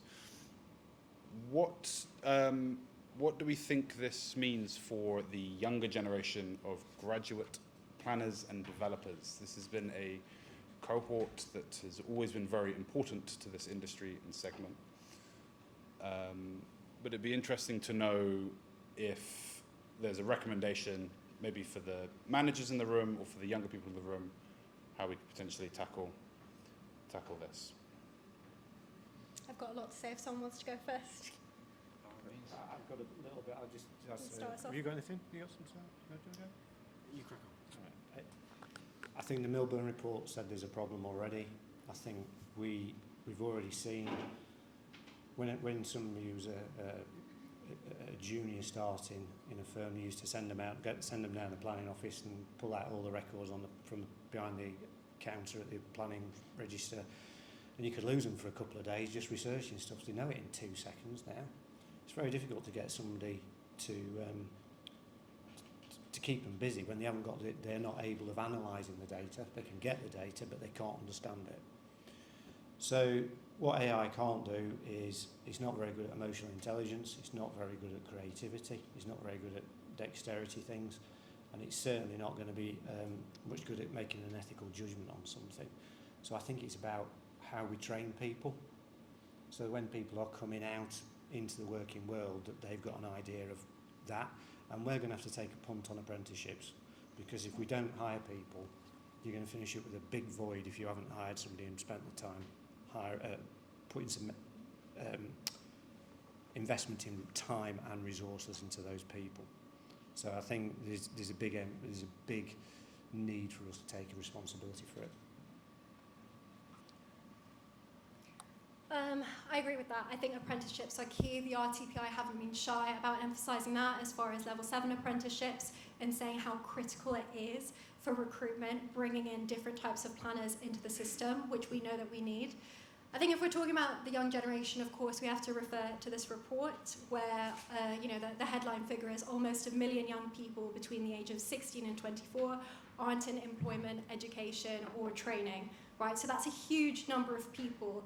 And if you dive into the weeds of it, a lot of that is around health, whether it's increasing levels of disability, mental health, also invisible jobs like being a carer that's really preventing people from joining the more economically active space. So I think we need to be cautious about overly sort of looking at training. I think training is also very vital from an educational standpoint, insofar as preparing people and then creating those skills that are at a high level transferable. But I think that the really key issue I'm seeing is how rapidly things are changing in the digital realm. So for example, if you were a young person 2 years ago and you thought, I'm going to get ahead of this AI thing, I'm going to teach myself Python and I'm going to be able to code, great, a year later you're already out of date because actually you don't need that level of expertise to build the same thing that you would have done previously. I mean, obviously it depends on the level of interaction you're having with these tools. I mean more at a sort of general interface level. If you're building and working in digital architecture, of course you need that skill set. But I think the point is more that these things are happening so quickly that it's very difficult for young people to invest financially in the right training and opportunities when that goalpost keeps shifting. And I think the other thing that's really important to focus on when we're talking about sort of the digital space is, like I say, as much as this data is important, we still do need to do on-the-ground work, particularly in sectors like ecology. There's some really interesting tooling around BNG monitoring, but at the end of the day, particularly with rapidly changing climate impacts, you do need to have people on the ground learning about soil science, learning about impact, learning about noise. A lot of this stuff is still very physical. So I think apprenticeships is a good way to get people into the system and start learning. But actually, I think beyond that, we need to sort of just bear in mind that this is one of the biggest disruptions that's happening to the economy ever. I mean, I would argue comparable with Industrial Revolution, the internet. We are going to see mass unemployment. We're seeing a drastic reduction in entry-level jobs, and this generation is going to continue to struggle. And there may be schemes in place to support them, but what the report showed is there's a lack in a clear pathway to go from education through to employment, and there's a collapse of that linear progression that we've historically seen. So where someone may have joined as a sort of planning assistant and worked their way up further in sort of the hierarchy, that's shifting. Now we're seeing more project-based, more fixed-term, more short-term ways of working that I think we all need to adapt to, not just the younger generation. As I mentioned before about the human element, the empathetic element, what is the impact on those younger people if they're not being sent off to look through microfiche files? Look at their face. I remember microfiche, but look at their face. I remember that Peter Kay. If young professionals aren't doing that and aren't preparing the first drafts of proofs, of planning statements, of design and access statements, and so on, what are they doing? But to supplement that, if I was a consultancy business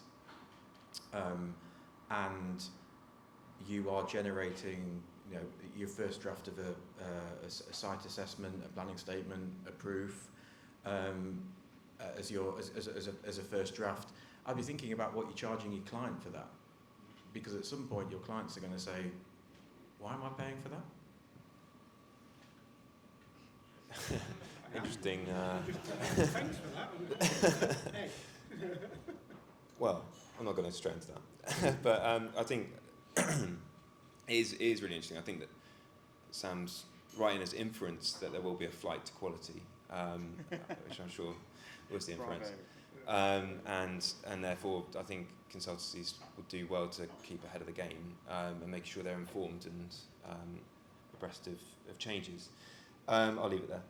But I think on a kind of personal reflection and not reflection of the business, but we found that we're still hiring grads at the same kind of rates how we were going to broadly, and actually a few more than we have done in many years. So we're not seeing that the fact that we're hiring any less grads because there's less kind of that menial work. We're just finding that the people who are coming in have got different things to do. And I think from a personal reflection, it's quite interesting to see that a lot of these grads actually probably the most cynical within the business about their reflections about AI and the limitations, partly because these are the first cohort really, if you've done a master's and things, that have been through the system of university with AI in the background and having to deal with it and having to use it, or having their fingers burnt from using it. And therefore I think there's much more sort of literacy amongst that kind of cohort around what the limitations are and what the usefulness is, which can be really helpful. So I think actually it helps to inform our kind of business practice, as far as there's little tools, little online sort of things which can help kind of deliver, incremental change, as you say, Hugh, rather than sort of massive fundamental changes. But bringing in kind of little working practices is helpful in that way. I'd also say that increasingly, I think this has been an ongoing change which predates the kind of AI revolution, but is going to be accelerated by it. Is I think most grads now realise that they're going to have a portfolio career. Lichfields is kind of quite exceptional in the fact that I'm rarely in a room where I'm not the newest person there, and I've been there for 8 or 9 years. Most of my sort of colleagues have been there much longer. But I think in a lot of businesses and a lot of industries, people are looking to kind of move between industries, between businesses much more. And I think there is a lot of benefit to that. There's a lot of the kind of cross-pollination of ideas, of interests, and of knowledge that is helpful. And I think as we have, the kind of access to all data or access to all information through AI, increasingly experience and that kind of tacit sort of soft kind of knowledge will be valued. And I think actually, working with that grain rather than necessarily against it is probably going to be helpful for the kind of for the younger sort of generation, I guess, coming into the workforce. Great. I agree with this. To wrap this up then, I kind of want to circle back to some of the other questions, which is basically, we've got a lot of what feels like a structural change in planning, and it is, like we say, pro-development is the direction, and we hope it lasts. I mentioned at the beginning this panel is very much around change, and I think one of the things that's changing is the industry and how we work, and AI is a big part of that, and I think there's a bit of misconception about what it can do, and I think over the next year we'll realise what it can do, and that bar will constantly be raised. I want to sort of segue a little bit, and just a quick pulse from all of us is, what do we think either a sector, planning, promotion, development, should look at in order to remain competitive, or maybe needs to adapt to in this new world? And I think we all have a tendency to maybe sit back a little bit. Some people will move and adapt the quickest, but some people might work and see if they see the changes. And I think you guys just touched on one there, which is almost every step change in apps, software, some sort of innovation, typically allows you to internalize something you used to outsource. So with smartphones, digital banking, you now no need to go to a bank. You can do that yourself. And you might see a bit of that in consultancy, where the developer might say, well, I'm actually going to have a first stab at this appraisal myself and see what they can come up with. And that is an opportunity, but also a bit of a threat to the consultancy. And I think there's probably going to be a re-establishing. My bet is there'll be a bit of a re-establishing of the relationship.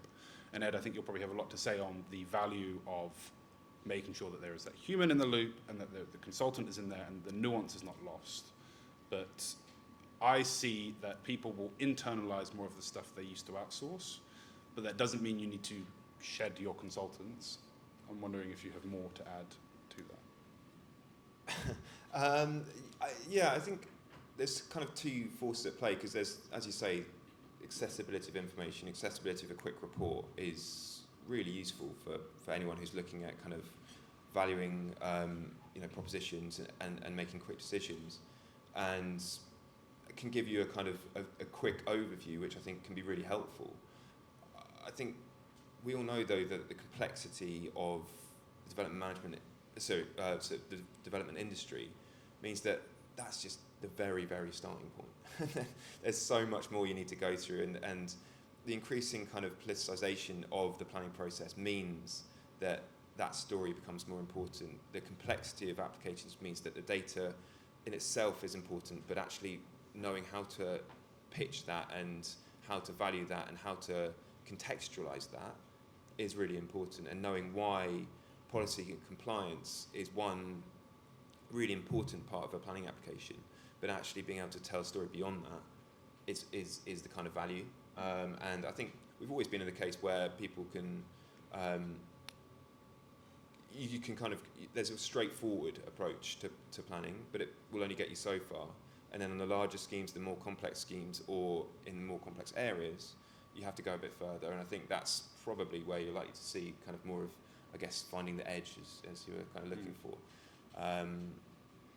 I think the other bit about it as well is the kind of, there's an internal point where I think developers are going to increasingly need to tell their own story about how they can deliver for a community, and how it's their, as a land promoter, they are the ones who can do this and can efficiently move from getting the permission to getting on site to getting homes built.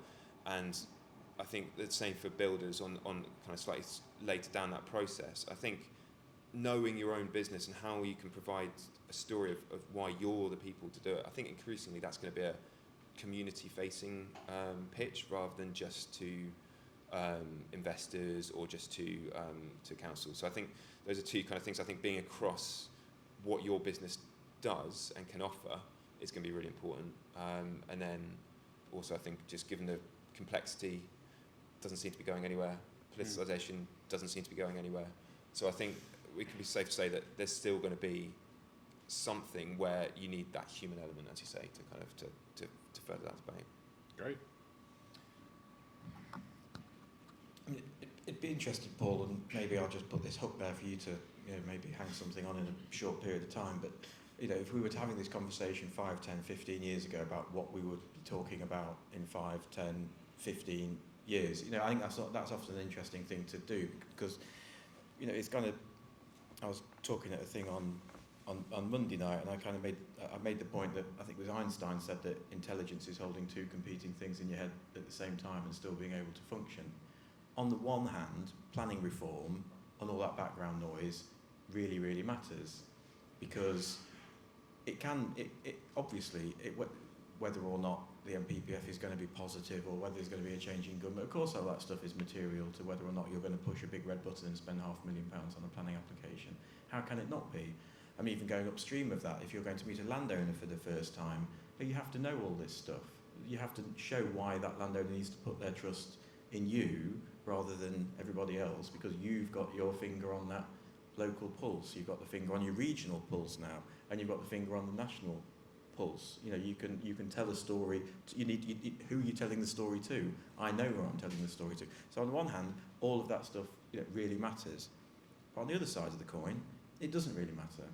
It is just noise, because ultimately that landowner is going to work with you. They're going to put their trust in you, and your investors need to trust that you are making a good decision about that site and its prospects. So I'm not sure that makes any more sense, but it's given Paul time to think about whether or not the fundamentals actually change over a period of time. Be aware of what's going on. Give yourself the best possible opportunity to make the best possible decisions. Surround yourself with clever people, and ultimately just trust yourself. Yeah, I think that's probably one of the more universal rules of business, which is, they don't owe you anything, and, what is your USP? What are you offering? I think that will always be true, AI or no AI. Yeah, I think just to piggyback on that point as well, what does storytelling actually look like? We're in an environment now where we should all have enough data to be able to do that in a very concise way. So, in the planning system, we give our approvals, and then beyond that, obviously we have conditions, we have ways of monitoring about how much enforcement and follow-up is actually going on, right? So if you can be that person who says, look, I've got this building performance data, 5, 10, 20 years after my planning approval. Let me share that with the local authority. Potentially we could work on, joint policy around that because I've got the real numbers. And of course the qualitative data, which we can't underestimate. How are communities responding post-development? All of this discourse usually sits within the sort of before the planning happens or while the planning's happening. But what happens after? We lose those stories, especially the success cases. So if you've got those, I really, really recommend championing them and collaborating with other institutions to promote them and then hopefully be sort of a domino effect for other case studies to come forward. And so that can position you as a thought leader in the space, which is increasingly critical in a content-led environment. But then the other takeaway I really just want to add is I mentioned that I find that technology tends to be an inequality multiplier. And I think we need to remember that, particularly with the younger generation. There's huge amounts of talent and opportunity in areas that might just be missed because not everybody has equal access to digitization, whether that be because their local authority hasn't caught up yet or whether they don't have a phone in their household. It can be anywhere in between. And I think in our own echo chamber, sometimes we forget that and we think, AI is on our doorstep. It's not necessarily always the case. So collaboration being key, and I think also, as a planning system as a whole, it is positive. I think we've all shared that. And not just for us in the system, but we're seeing that shift towards public perception. There are loads of different campaigns the RTPI have been doing. It takes planners anew and planning for purpose. This is the new lexic. And I think if we can all get on board with that, we'll start to see increasing tipping points towards an industry that actually can be very fulfilling and deliver the social, economic, and environmental outcomes we need to see. Well, for all that lot, we've been nearly done. Wow, so we've got a growth crisis, we're not productivity crisis, we've got a climate crisis, a housing crisis, a jobs crisis for the young. I mean, if you're young at the moment and you're listening to this, we're going to have to remove all the sharp objects, aren't we? So I think we've got to think about this. So look, something's got to change. If we've got AI coming through, the job market is going to change rapidly. If we do not grow as a country and you do not grow your business, AI is going to shrink the jobs. So we need to grow and we need to take the jobs with us. So as we're growing, we need to be more positive. So all the daft stories about the councillors who've come out with the daft stories on our committees and stuff like that, we've got to keep those in the pub. But when you're going back into the office, you've got to have that growth mindset where you're putting forward a positive way of how you're going to be ready as the changes come, because we are going to have to grow as a country, because otherwise we are going to shrink, and that is going to make an economic disaster of it. So I think everyone needs to be going away and thinking about, right, how do I change this? I can't be a Luddite. It's not the spinning. I can't be burning spinning jennies. I've got to work out how I make this work for us. And then as a collective, I think we've got to be pushing for growth and saying to people, look, we've got to get rid of some of this unnecessary bureaucracy in the system. I know we've been saying it for a while, but if we come up with a plan and tell AI what we want it to do, it should be able to run the algorithms that give us the data that we can make decisions on and speed it up. Excellent. Thank you all very much.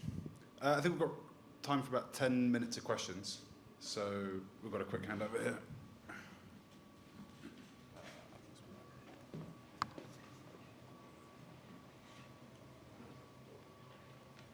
Thank you. Good afternoon. I'm Kaveri. I'm from UCL's Bartlett School of Planning on the Urban Design and City Planning Masters. So I've been working with a software developer, a backend developer from UC Berkeley. And we've been looking at agentic AI, and also we've been using AI in our course since we're some of the first cohorts to be AI native and AI literate.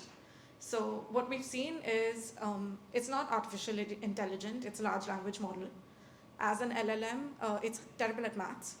It hallucinates figures, it hallucinates governments, documents, content within documents, the people who've come up with them. Some of them have died, firstly. And besides that, if you ask it to name specific sources, even like Perplexity, it's made specifically for data-driven work and for research work. even that does it makes a proper mess of things. So it's the inputs that you give and the more that you consider it, which creates the output. So if you don't have the education, the training, and also the high-level thinking and analysis, you fail, firstly, at least in college, the way we've seen it. And anyone who has done the work in the background notices it immediately. You can sniff it out in a second. Also, those M hyphens, they ruin the entire document, right? Also, in today's world, the other issue is that if you don't come in prepared with the AI analysis of your competitors, you should know that they have analyzed all your decisions. They've analyzed what your ticking points are if you're the planning commissioner for a certain area. And if you don't come ready, they already are, so they're a step ahead. So in our work, we've observed a lot of this under professors like Matthew Carmona or Peter Rees, who's worked on a lot of iconic structures within London. What I wanted to really ask was, given this background and the reality of how AI is working, in your firms, in your experience, if you were to develop tools, so as an architect within Gensler, for example, you have AutoCAD models which you build, which makes design more efficient for your designers so that they can implement the actual schemes that they want without sitting and duplicating stairs or something like that. So where would you try to design your LLM internally for it to be productive and actually be useful in terms of it being financially worth purchasing and developing and doing the R&D behind it? Thank you so much.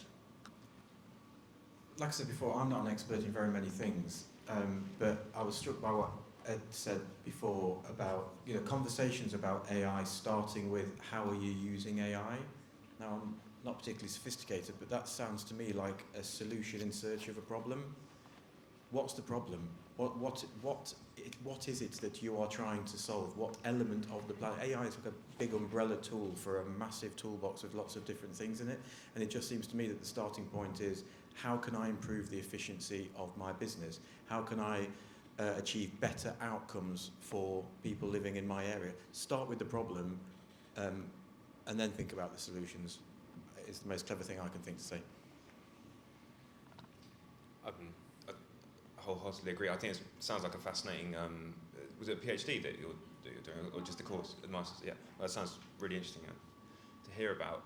I think I completely agree with the idea that an LLM is only as good as what you feed into it and what you limit it to, and I think that that's sort of a kind of something that across the board is getting learnt quickly with hallucinations of whatever and whatever else it comes out with, and the hyphens I've heard a lot about. I still don't really understand it, but I think there are some useful bits. There's some kind of simple bits which I think will become pretty standardised in the same way that we used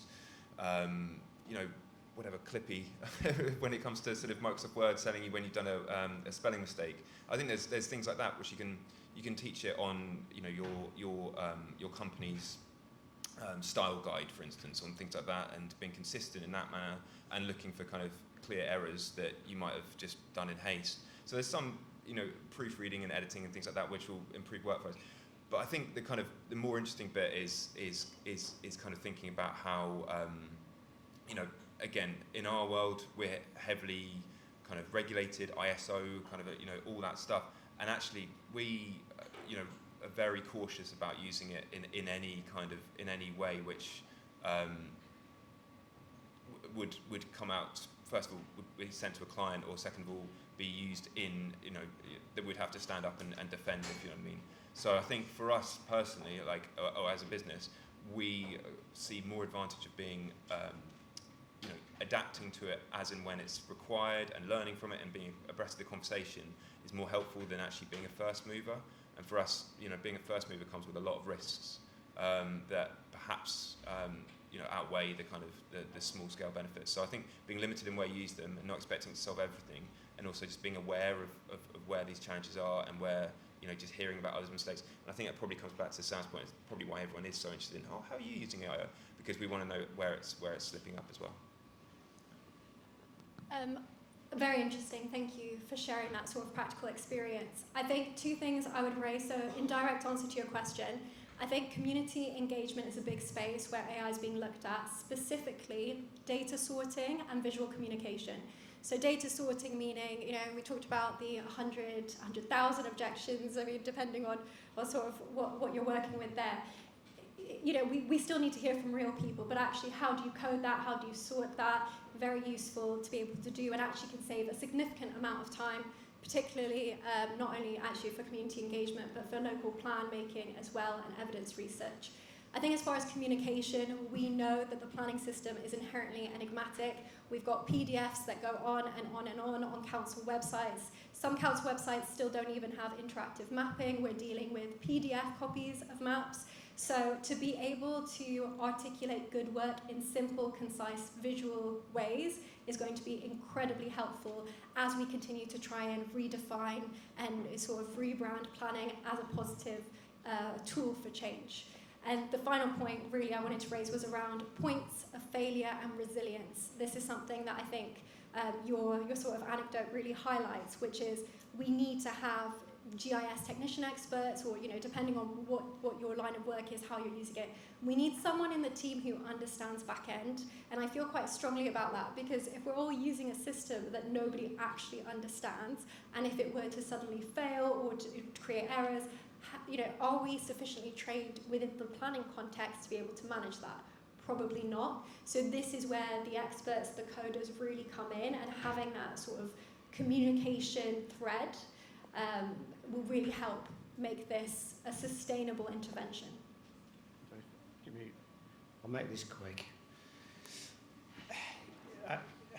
So your analogy of I don't know very little about anything. Well, we always say we've got an MBA because I'm a master of bugger all. And when it comes to IT, we've done some system work at our business, and you need people. Say you need to design.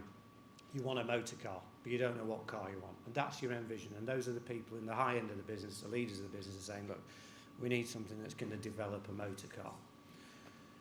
But as you've said, it is that it doesn't always work. And if you try and develop the motor car first, straight off, you're going to finish it with a Polestar, which I've always got in the garage. So what you need to do is you first set off developing a skateboard. And you go through it and you tell the programmer what the basics are and what the first thing is, the requirement is, and you get the skateboard and you get 4 wheels on it and you can stand on it.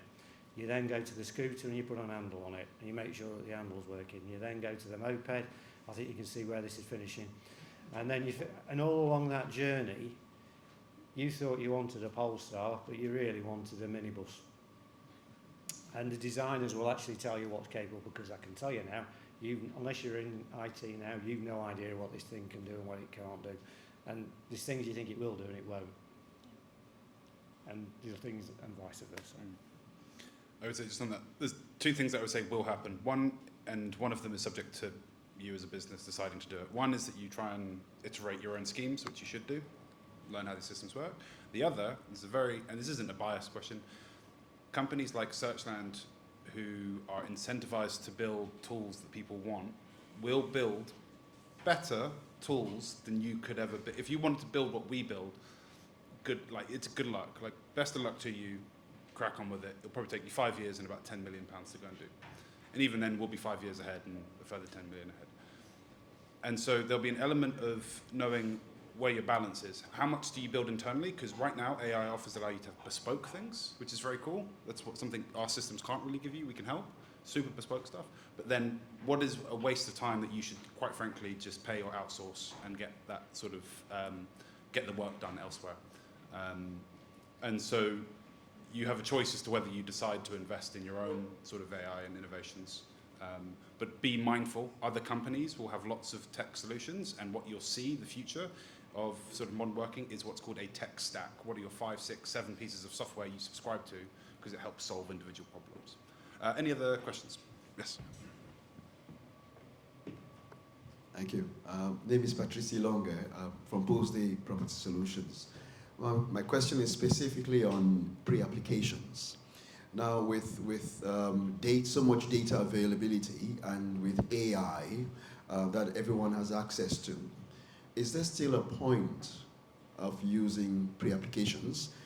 And also, how relevant or how reliant one should be with pre-application outcomes? Thank you. There's people leaving and you're going to get me on application fees.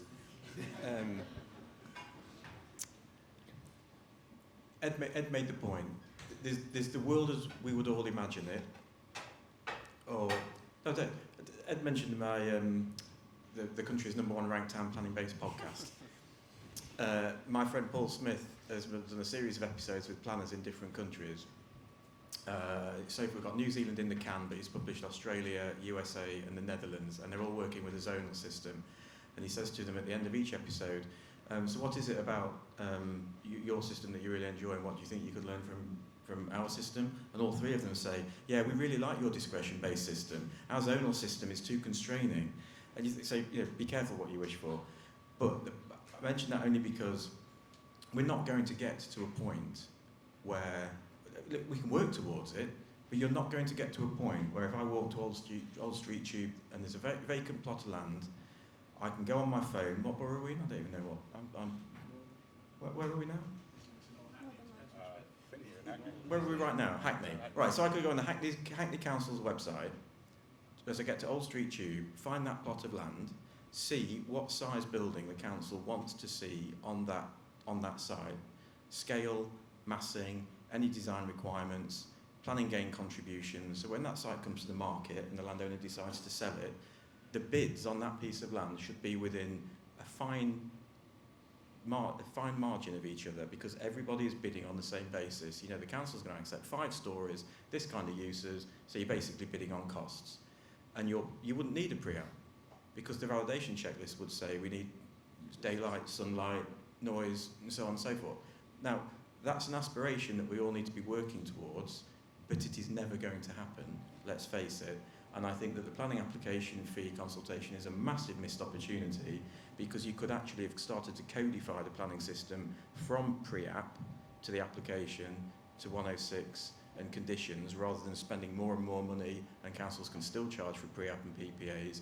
You should be able to pay for a service that you can hang your hat on for 2 years. It's meaningful.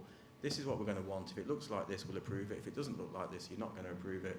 And I think we're just the pre-app is a missed opportunity in getting us to where we need to be. That's not an answer to your question, but it makes me feel better to get that stuff off my chest from time to time. I'll just very quickly say I'm so glad you mentioned pre-app, because I was thinking in the back of my head, how did we go this whole session without mentioning it? And we're talking about data in the planning landscape, right? So very quickly, I think the reality and bottom line with pre-app, we all know there are no guarantees. You get one answer, then you go through the process. We're in a whole different policy environment by the end of it, and everything's changed. That being said, I do think we're all noticing a greater emphasis around early engagement, mostly because resource capacity around picking up the phone and calling someone doesn't really exist anymore. Your officer will tell you that you should have engaged earlier on, and they're no longer sort of able to have back and forth discussion, at least for a lot of local authorities. I would argue what's more useful than pre-app is to go even earlier in the journey, and this is why I was talking about having that collaborative approach. So what I mean by that is saying, get a very clear understanding in that area in terms of what's required as far as demographic data, as far as community ideas, as far as what you're able to offer, and condense that into a visually accessible, data-driven proposal. Okay, even if it's not a very clear one, but an understanding of, okay, this is what we need, let me show you why. And you can have those conversations even before you're putting something on the table. You can contact your local planning team and say, I'm really keen to work with you all, this is who I am, I just wanted to send a friendly introduction to say that, and if there are any round tables or design panels or things like that, I'd be really keen to take part. Okay, so I don't think it works anymore to be in a system where you dip in, dip out, and hope for the best. I think if you're someone who's got a long-term view and you've got large-scale portfolios, projects that you're looking at, you really need to embed yourself within the community across planning decision-making locally, especially if actually you can offer them something that they don't know about currently, like technological advancement, sustainable urban development, anything where you have that edge, and you can really work with them on that. Excellent. Thank you very much. I'm going to stop there. We're going to be around anyway, so if you have questions, you can always just grab us. But thank you all very much for coming down for this afternoon, and a big thank you to our panellists. So yeah, we've got the room till about past, I think, and our manager's just left. It's a good time. So yeah, thank you very much for coming down.